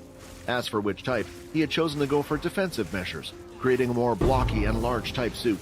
The edges weren't very smooth, and it looked as if the suit had many points and flat surfaces on it. It was the first time the others had seen Logan use such a suit. It seemed he had been preparing for fights against strong enemies. As for Peter, sweat was running down his face. He wanted to run it there and try to help Vorden, but his legs weren't moving. "What's the matter with me? Am I afraid?" Peter stated. It was an odd feeling for Peter in his new form, because he didn't experience emotions or feelings anymore, having become more numb to them since his transformation. However, his legs were trembling, indicating that he was terrified. Something like this had never happened before, even while facing the King-tier beast. He'd walked right in, not caring if he was hit or not. Logan, watching from the corner of his eye, noticed this. Although Logan wasn't there, he knew of Peter's past. "It's a normal response. Peter was almost killed by a Dalki. According to Quinn, it had created a large hole in his body. It looks like we might be a strong man down in this fight." As for Layla, she was the first one to act out of the group. She didn't let her negative emotions affect her, and instead harnessed its powers into the palm of her hand, and the next second she threw out her attack. "Spirit Chain!" The attack was fast, but they were quite a distance away, so if the Dalki noticed the attack, then it would be something that would be easily noticed and avoided. Seeing how the Dalki had come straight from the air and didn't have any wings, they feared its great power. However, the attack had managed to hit the Dalki right in the center of its stomach, as it remained there unmoving, looking at Vorden. When the attack had made an impact, the chain started to spread around the Dalki and connected to the floor. "Quick, attack it now!" Layla shouted. It was loud enough for Vorden to hear, and it was the perfect opportunity. Instead, when looking at the Dalki in front of him, Vorden released his grip on the sword behind his back. The Dalki looked at the weird chains that pinned him down. He lifted his arm, giving it a small tug, testing its strength, and then a few seconds later, he gave it a yank, breaking the chains completely. He did this with his other arms and legs, and walked towards Vorden as if there was no resistance at all. "How? Those chains were even strong enough to hold Quinn back," Layla said. She took out her bow and arrow and aimed for a perfect shot, and by now Logan was ready to go in as well. "Wait, stop, stop!" Vorden shouted towards them. "It's not trying to hurt us." "Are you crazy?" Layla replied. "It's a Dalki, the enemy of mankind, and it just appeared right in front of us for no reason. What else do you think it's here for?" Although Vorden couldn't explain it to the others, he felt a strange connection with the Dalki in front of him. He didn't know what it was, and when looking at the Dalki more and more, he noticed that not looked near enough identical to himself. Apart from the long blonde hair, nearly everything was the same. The age, the size, the particular makings in areas of the body. It was as if he had found some sort of long-lost twin, but he knew it was impossible. As insane as Vorden's suggestion seemed, they too observed that it was just stepping up to Vorden. There were none of the typical bloodlusts that were present in the other Dalkis. Eventually, the Dalki got within the touching distance of Vorden and tilted its head to the side, looking at him like a curious child. "Brother?" the Dalki said with its finger on its lips. It was equally confusing to both of them as to why they felt the way they did, yet they seemed to be similar individuals. The Dalki extended its hand in a single second, and its 2 fists were already in front of Vorden's face. It was at a speed where the others weren't able to see, not even Vorden. If the 2 of them were to fight, there would have been a clear winner. With its fists in front of Vorden's face, they started to wonder just what it was about to do. Then it opened both its hands, and something had dropped from them onto the floor. Looking down at what had fallen, Vorden could see that it was many small red balls. But they weren't just any red balls. They were the red blood balls from the lab. "What the hell is going on?" Vorden said. "Gift for you, brother," the Dalki said. Back at the lab, when the Dalki was chucked into the trail room, it had no clue of what was going on. It didn't know what it was or what was happening, but it could think clearly and understood what the robot was saying. It could speak, but it felt like it was very tiring, as it had to think before forming words and moving its mouth. But still, it was trapped in a room with nothing to do, so it decided to answer the robot's questions. It had completed all 5 of the trials, defeating the Wendigos. At the end of each trial, it knew it had received a reward, but didn't know what it was. so decided to keep it for now until it better understood what was going on. After leaving the room, it didn't know what to do, so it had further gone into each of the other trial rooms and obtained all of the rewards and red pills from those rooms as well. If one were to look inside the trial rooms now, they would see a broken robot and a body full of Wendigos. The trial rooms would never be used again. Then at last the Dalki had felt a weird connection, something it couldn't feel before, but it felt like a missing part of its body was someplace else, and decided to follow and see what this feeling was at all costs. That finally led the Dalki to the point where it was standing in front of Vorden. All of the red pills that had been dropped in front of Vorden were the pills from each of the trial rooms, and Vorden just stood there amazed. "Thank you," Vorden said, and the Dalki smiled back at him. "Are there such things as friendly Dalki?" Layla asked as she rubbed her eyes, wondering if she was dreaming. "I can't believe it." Logan felt the same way, but had a dreaded feeling inside his stomach instead. Seeing that it looked like Vorden, 1,000 different thoughts were running through his head, and he couldn't attach himself to a single theory right now. But it didn't take long for something else to distract him, as a large white square object came shooting out from Logan's side and was sent hurling towards the Dalki. It was quick and heavy, and it had fallen precisely, striking Dalki and flinging him and the item across the field. "Is everyone okay?" Quinn asked. The crate he was carrying was no longer in his hands. Episode 460. 2 days left. 2 days remaining until execution. These words kept repeating in Silver's thoughts, and as the days passed, it became more of a reality for her. That was why she was in the position she was in today, a location where she could figure things out for herself, to find out what she was going to do. She was deep underground in the tunnels, which were much broader than the one stationed beneath the 13th castle. That was because Silver was now beneath the king's palace, a location that was seldom used, even for the most heinous crimes committed by vampires. Was Fex's behavior truly so bad? Was it because he deserved to be here, or because he was a direct descendant that the offense was exaggerated? She couldn't help but think something was odd, like if the vampires were afraid of something. It seems that what had happened years before had had a significant impact on the vampires. To the outside and the vampire settlement, the council seemed joint and together with their decisions, but in reality it was more split in opinions, something that the others didn't see and what they chose to never show. Eventually, Silver had come across a large open cavern with several doors. Each one had a circular lock mechanism on them, and there were the thinnest of gaps to allow oxygen to come in and out.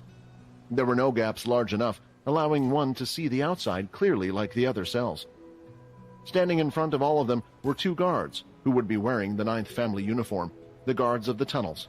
It wasn't hard for Silver to guess which door Fex was behind, because in front of his door there weren't regular guards, they were the vampire knights of the 9th family. Ever since the intruders had managed to rescue one of the prisoners, they decided to up the protection on Fex, even if they thought the two matters were possibly unrelated. Most of this was due to the cautious nature of the first leader. Although Lee, the 13th leader, so far had been willing in completing and doing everything that had been asked, at the end of the day Fex was his son. There was a little fear that perhaps he would act to save him. "I'm here to see the prisoner," Silver asked as she approached the door.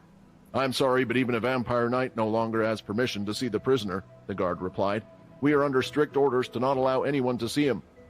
This was unexpected for Silver. She had never been denied such privileges before. After all, she was only one rank off from being at the very top.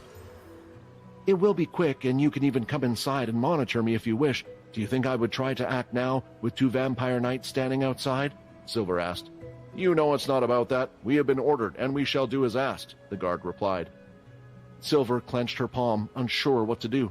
She wanted to see Fex. No, she needed to see him, to confirm her answers about what she was going to do. "Let her in," a deep voice from behind said. As she turned around, she could see a large, thick man who was covered in armor from head to toe, not allowing one to see their face. It was the 9th leader, Muka. "Sir, but the orders," the guard complained. "Since when have you worked for someone else and not me? Are you saying their orders are above mine?" Muka said in a loud and angry voice. He was so annoyed he had even stomped his foot, startling the guard. He couldn't believe it, that one of his vampire knights was even questioning him. "Has the First's influence already gotten this far? Is he planting his seed in everyone for the next election?" "No, sir. You have always been our leader. We follow your instruction, and only yours," the guard said, as he bowed his head and allowed the 2 to enter. "I hope you don't mind me coming with you," Muka asked. but Silver didn't feel like she had much choice. He was practically saying she wouldn't be able to see Fex without him. When the doors opened, they were welcomed into a dark room that was bare of anything. It was large with walls, black walls covering each side. There was no light source, nothing but a square room, and inside it, Fex could be seen handcuffed with his hands behind his back and his back leaning on the wall. When the two had come in, Fex didn't even bother to turn his head to look at who was in. He only said one sentence.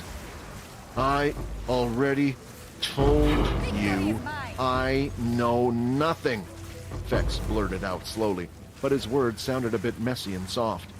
It didn't sound like the same Fex Silver had met a short while ago. When the two of them got closer, Fex could finally be seen, and she immediately rushed over. "Silver, you mustn't touch the prisoner," Muka said.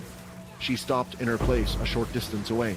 "Look at him!" she shouted back. As she turned around, her eyes were fiercely glowing red. "You said I can't touch the prisoner. Then tell me, who the hell has been in here touching my brother?" As she stepped to the side, Muka could see that Fex was severely beaten. He was bruised all over, hurt, and had several cuts to his body. His lips were busted purple and bleeding. For a vampire to get in this type of condition, one must have drained them of blood, making them hungry enough so their wounds wouldn't naturally heal. Muka was frozen for words, the reason being that he had no clue who had done this. The only ones that knew the code to the king's cells were the Ninth Family and the king. "Answer me!" Silver shouted again. This time, when Fex heard the voice, he noticed he recognized it. As he turned his head, he could see the glowing silver hair. He knew it was his sister's back. "Sis." But before Fex could say what he wanted to say, he had collapsed on the floor. His energy was completely depleted. This time, Silver rushed to Fex's side, and she wasn't stopping, but at the same time, Muka didn't call out for her to stop this time either. He was still frustrated with how someone was able to enter this place without his permission. Someone had gone behind his back. "Fex! Fex! Tell me who did this to you! Come on!" she cried. But Fex wasn't responding at all. She placed her hand across his chest, waiting to hear a heartbeat of any kind, but it was faint, and it looked as if it was getting weaker and weaker. "Muka, please get him some blood now!" she shouted. Muka stood there for a while, wondering what he should do. Was this technically helping the criminal? But what if he was to die here? "No, he must not die here. He will die on the execution platform, and I must bring to light whoever has broken the rules," Muka thought, as he walked back towards the entrance. "Fex, listen to me. Don't give up. You can't give up," Silver said, as she held Fex in her hands. "You remember that vampire you told me about? Well, he's here. You were right about him. I don't know how, but he managed to rescue the White. I'm sure he and his friends have plans to save you as well. So please, don't give up and don't die." Continuing to have her hand on his chest, she suddenly felt his heart thump a little louder, and it looked as if his eyes had opened up a little. "Quit in," he muttered out, but quickly fell back into unconsciousness again. This was it. If the other vampires and leaders had broken the laws that she tried so hard to follow, then why should she follow them? She had decided she would do everything she could to save Fex. As Muka had exited the cell and went out of the doors, he suddenly stopped frozen in place once again. But this time it was at the sight he could see in front of him. His two vampire knights that were on guard and under his command were on the floor, covered in blood. "What happened here?" Muka shouted. The other guards covering the other doors came over to give their leader a quick report. "Sir, we don't know what got into them. As soon as you entered the room, they both started to act strange. We saw them pull out their weapons, and we thought that perhaps an enemy was coming here, something they had spotted that we hadn't. The next thing we know, they had slit their necks, killing themselves. We honestly have no clue why they would do such a thing," the guard reported. "What the hell is going on here?" Muka thought. Perhaps there was more behind this whole execution than he had initially thought. "An emergency council meeting has been called. Will all leaders please proceed to the king's castle and head to the council room at once? An emergency meeting has been called." It was a telepathic message that had been sent out from the 8 families. Muka was just wondering what would be happening this time. Episode 461, Acting 10th Leader. None of the leaders were surprised that another meeting would be convened so quickly. Each of them had learned something about what had happened since the last one was called. This easy execution and the problem with the Punisher were becoming increasingly obvious to every one of them. As for Muka, before exiting the tunnels, he had ordered his guards to deliver blood to Fex. He wanted to make sure Fex would survive until the execution time. Also, he had ordered Silver to leave the place immediately and to return to her castle. At first, she had refused several times, that she wouldn't leave until she knew her brother was okay, and in the end, Muka had to pull his authority over her to send her away. But in truth, Muka was looking out for Silver. He feared that whoever had dealt with his vampire knights was possibly still keeping an eye on them. He couldn't feel any extra presence, but there was a high chance this would be reported back. If they weren't there right now, they would assume that only Muka knew, in fact, of what happened to Fex, and he didn't want Silver to be involved in all of this. He could see, looking at her, that this whole thing happening with her family was taking a toll on her. While on his way to the king's castle and council room, Muka thought about who could be responsible for doing such a thing to Fex. If they were able to scare his vampire knights into doing such a thing, then it would have to be someone at least on the level of a vampire lord. Knowing Fex had hidden the identity of the illegal, and now the Punisher had saved the illegal, he could only assume it was one of the leaders that were afraid of the Punisher's return. That would leave out the 4th, the 5th, and his own, the 9th family. He could also take out the 13th family. Muka couldn't imagine Lee doing that to his son, no matter how much he cared about the rules. In Muka's mind, there was one clear suspect, the first leader, Bryce. For a long time now, he had already been acting as if he was king, going around and doing as he pleased without asking permission of the others. It was true that he had the support of the majority of vampire leaders to be chosen as the new king. He was the one who was most terrified of the Punisher's return. But he couldn't make such a big accusation in public. It would be a major offense. Hopefully, after Fex had regained consciousness, he would be able to provide further information about who had assaulted him. Finally, all of the leaders had made it into the room, and for once it looked different compared to before. That was because in the 10th seat, someone was sitting there. Someone they hadn't seen for a long time. The old vampire knight, Edward. As for the king's seat and the seat that was opposite it, they both remained empty. "There seems to have been some interesting developments that have come up since last time," Bryce said, "so I would like to continue the meeting from where we left off last time, and so the same thing does not happen. I have asked Edward to come here as acting 10th leader for now." The others knew that possibly couldn't be the only reason why Edward was called, and as Bryce started the questioning, they quickly found it wasn't. "Edward, it seems that the 10th castle lit up recently. We all know the flame was lit up again a while ago. Has the 10th leader finally returned, or has a new one come into the castle in their place? The last time you were here, we asked you if you knew who it was, but you said you had no idea and hadn't been in contact with Vincent for years. Yet you still seem to be loyal to him till this very day." It looked as if Bryce wasn't trying to sugarcoat his words and went straight into the questioning. If these questions were so directly asked the other leaders, then maybe they would have complained, but they too were interested in the lighting of the 10th tower, and at the end of the day, Edward was only a vampire knight, not even a vampire knight anymore, an ex-vampire knight. "I'm still just as clueless as all of you," Edward replied calmly. "I was in my house sleeping as usual. It wasn't until recently that I found out this information myself. I was in the middle of checking out the tower when I had been called for an emergency summons, so I have yet to find out the cause of this myself. But if you would like my opinion on the matter, I believe it was a false alarm. The tower only glowed for a brief second before shutting down again. If the leader or new one had returned, then the tower would be still lit up even now." Edward's reasoning had made sense to the others, but even a false startup of a castle had never happened before, so they didn't know what to make of it. "Okay, did you get the report about the Punisher and the criminal escaping to the 10th's area? We are still wondering how exactly they had managed to get the access codes to enter your underground tunnels. Besides that, have your men reported anything about seeing them?" Bryce asked. "You overthink," Edward replied. "Do you think with the 10th's power as it is, we are planning some sort of uprising? Any one of the families could crush us like a bug. Please tell me, O mighty First Leader, where in the world are we hiding this large army to go against you all? We don't even have a leader, and most of those who live in the 10th hate the family's guts." Bryce stood up from his seat in anger, and his eyes flickered glowing red. He looked Edward directly in the eyes as he cast his influence skill. "Tell me now, did you tell the Punisher the combination to your underground dungeons?" The skill being used was strong, and it was far stronger than Edward's resistance, so he had no choice but to reply. "I did not," Edward replied in a monotone voice. Just then, Bryce was about to ask another question, but suddenly, Muka stood in front of Edward, blocking the eye contact made between the two.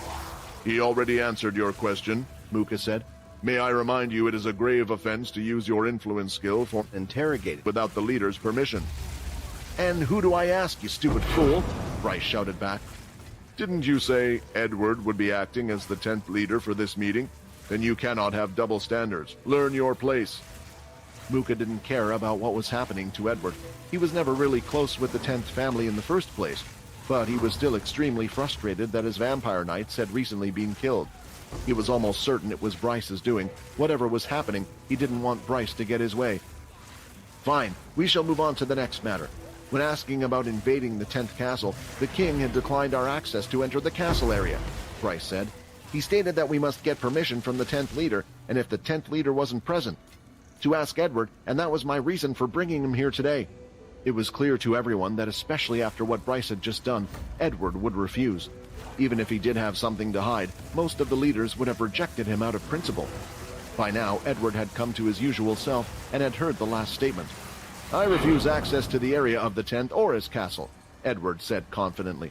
Fine, Bryce replied, slamming his fist onto the table. Very well, then we shall start the execution procedures. Due to the nature of what is happening, all leaders and at least a single vampire knight must be present at the execution. As for the 10th's family, Edward shall take the role of the leader and will stay at the king's castle for now until the execution.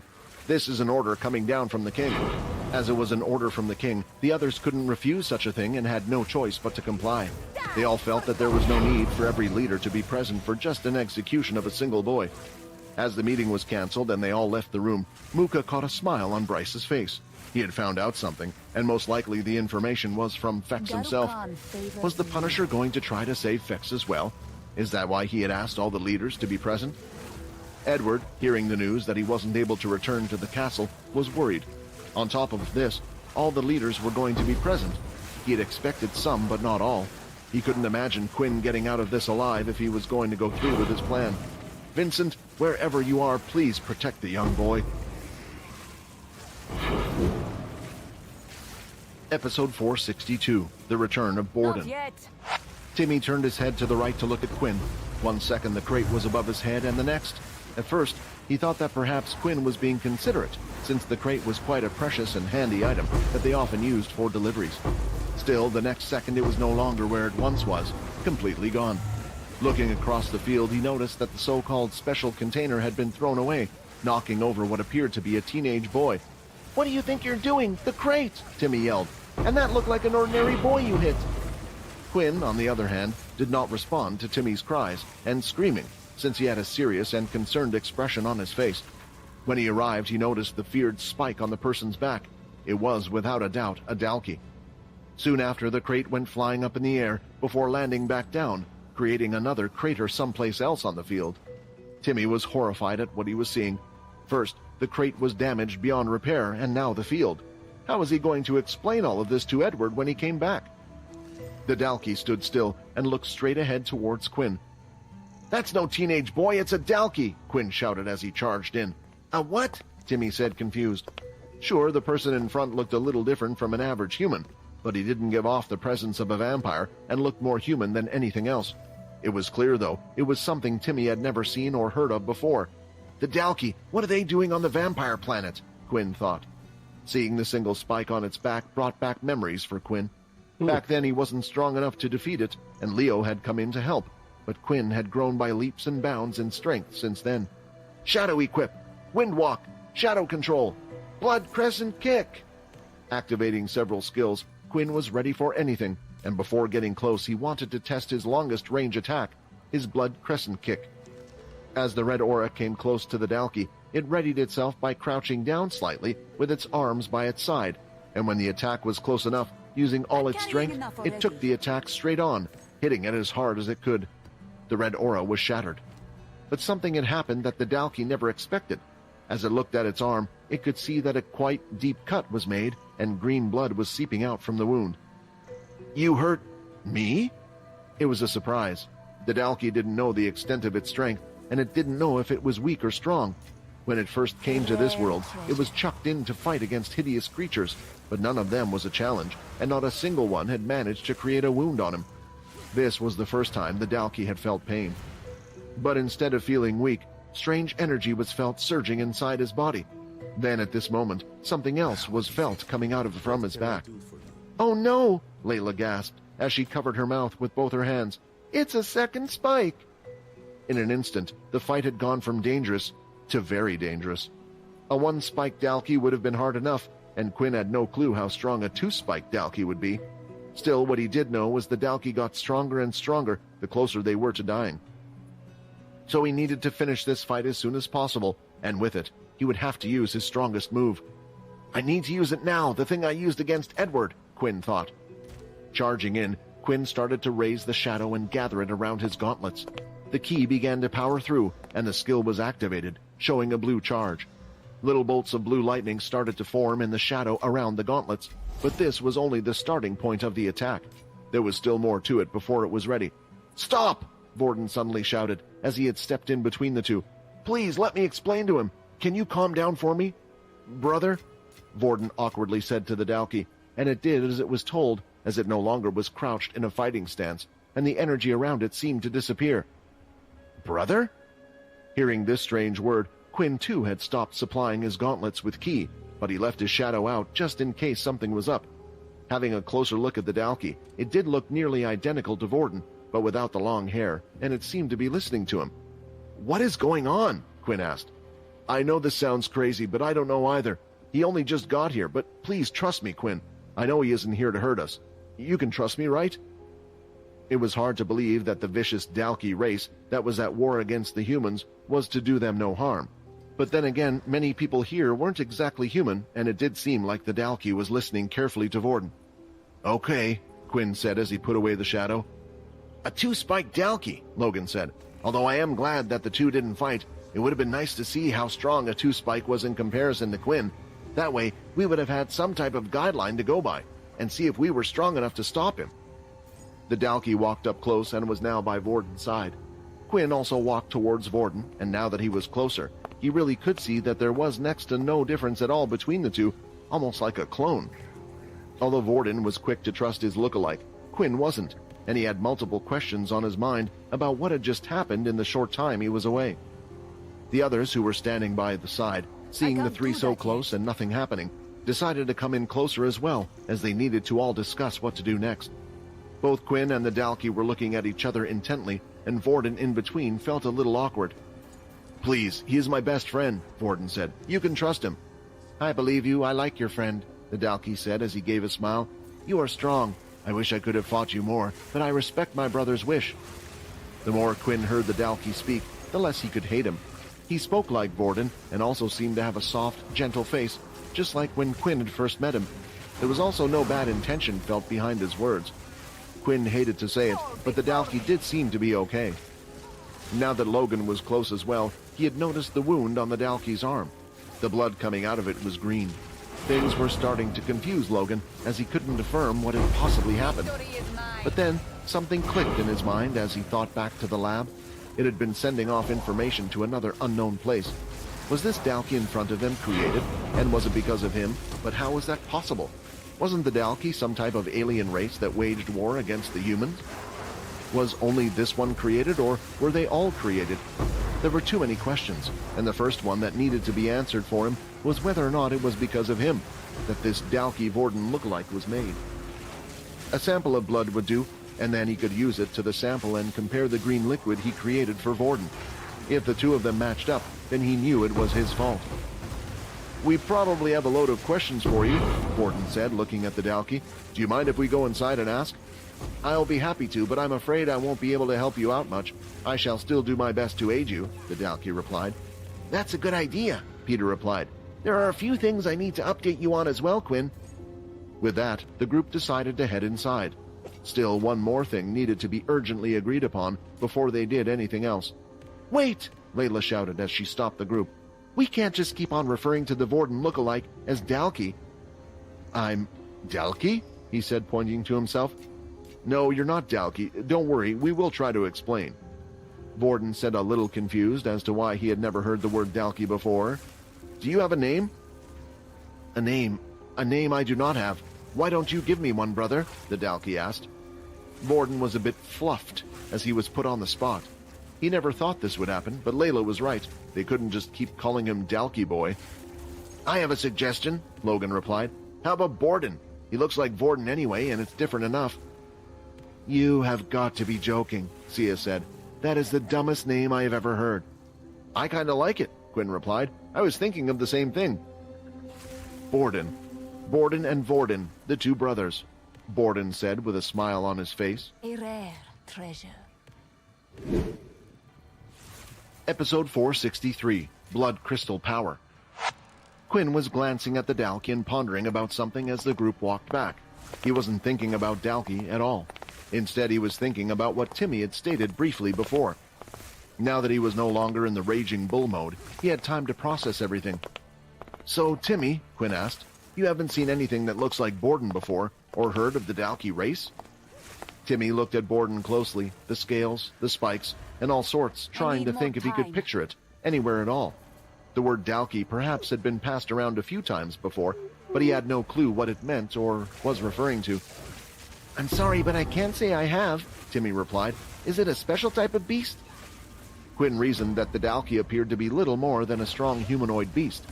Quinn was beginning to wonder what was going on after hearing what Timmy had said.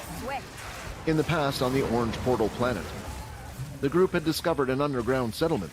At first, Quinn thought it was a Dalki settlement, and that was until Fex, who was with him at the time, said it looked exactly like a vampire settlement, stating that the architecture and materials used were the same.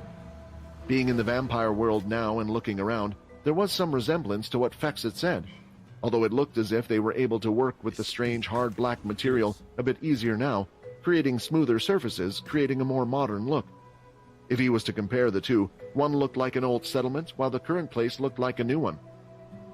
But it was evident that what Fex had said the last time was correct. The vampires didn't bother teaching the others anything about the Dalki, or what was going on Earth, even though they have spies stationed on Earth, and it was formerly their previous colony. Why did the leaders choose to conceal it when they knew about it? Or did they truly care so little about their past? System, before we met that Dalki that one time, did you know anything about the Dalki? And please, I want you to be honest with me, Quinn asked. No. When you fought with the one on the desert planet, it was my first time seeing one as well. Remember when I was around, the human race wasn't at war with anything, and vampires still lived on Earth. The periods when certain events happened and such just weren't fitting in Quinn's head, and it was starting to give him a headache. It felt like even if the system did tell him everything he knew, there would still be more that needed to be found out before he had all his answers. One thing at a time, right now they needed to find out why and what the Dalki was doing here. As they entered the castle, they once again decided to head for the large dining room and sat down in their seats. Wait a second, where's Edward? Shouldn't he be here if this is something really important? Timmy asked. About that, I needed to tell you guys. Edward said he was called for a meeting, Peter replied. I'll be honest, when he left, he didn't have the best of looks on his face. He also said if he didn't return, remember we're trying to save Fex, not fight against the vampires. Quinn wasn't stupid. If Edward had given Peter that message, then it was more so than likely that Edward wouldn't be returning to them, so all they could do was move to the matter at hand. The group decided that it would be best for Logan to do the questioning, since he would be able to extract the most amount of information from their new friend. So, Borden, earlier you said you had never heard of the Dalki before. Do you know what you are? Logan asked. What do you mean? I'm like my brother, aren't I? He just hasn't gotten his scales out yet. I'm sure when I get better and stronger, I will be able to hide my scales and the spike in my back as well, Borden replied. The group could tell this was going to be a hard one, and they would perhaps have to tiptoe around certain matters. Do you know why you are here or how you got here? Logan asked. The last thing I remember was being in a glass container full of liquid.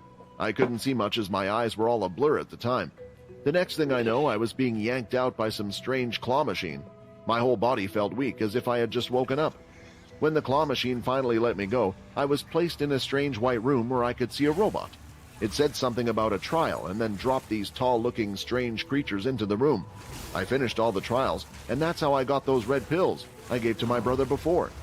I waited, hoping that someone would come by and tell me what to do, but I became bored and decided to walk into the other trial rooms and complete the tasks there as well as collect all the awards. That's when I had this strange sense, a kind of connection, and came here to find my brother. Wait, isn't he talking about the lab we arrived at when we first came here? Layla said. It certainly did sound like it, and Logan was beginning to think more and more. Somehow he was involved in this process. And that's all you can remember? Nothing before that at all? How can you speak?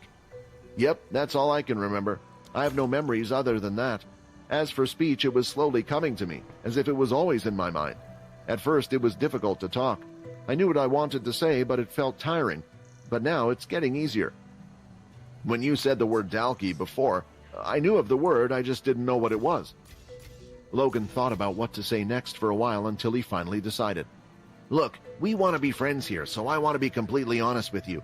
You and Vorden aren't the same, Logan said. Hearing this, the others felt like ducking or hiding under the table. Why would Logan review information like that so suddenly? Then they remembered Logan wasn't exactly the type to be on the cautious side when he thought about people's feelings.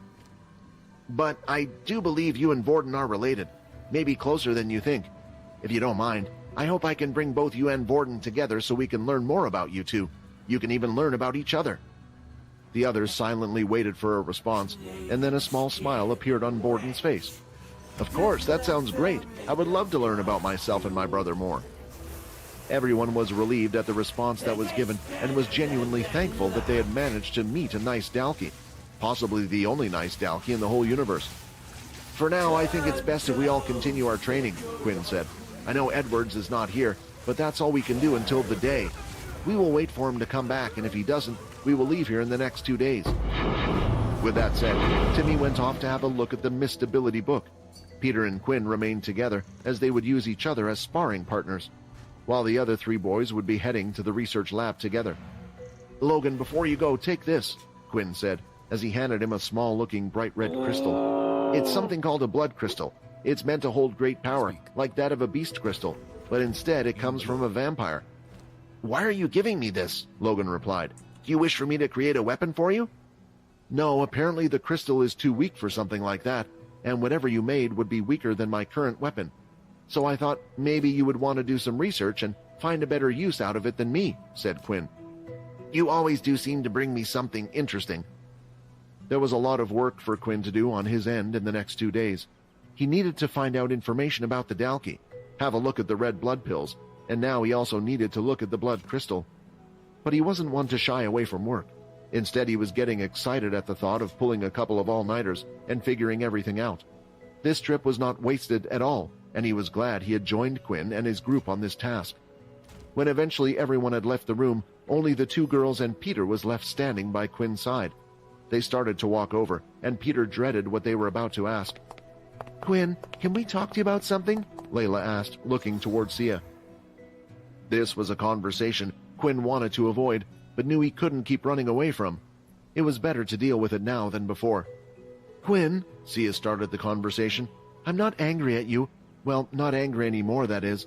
I understand why you did what you did. To protect your friends, to protect everyone and your secret. Layla told me everything. What I wanted to ask is there any way for me to have my memories back? And hear me out before you say no. Maybe there isn't a way now, but I just want you to try. Think about it from my perspective, please, and if you think I'll change when I have my memories back, I won't. You can trust me and I can prove it. I heard from Layla that vampires that are created from someone can't go against their leader. They can't attack them or go against their order. So I want you to turn me into a vampire, to prove that I won't betray you. Can you do all that for me? Sia asked. Episode 464, The Last Day. Sia's proposal was one Quinn had never considered before. Even before all of this, he had always considered Sia to be an outsider. Unlike the others, she had been unaware of his secret. Alright, boyos. I gotta go do stuff. We will see you guys around. There's that tournament going on. People are running it right now, I think. I'm not doing it, but we'll see you guys tonight. Later, dudes.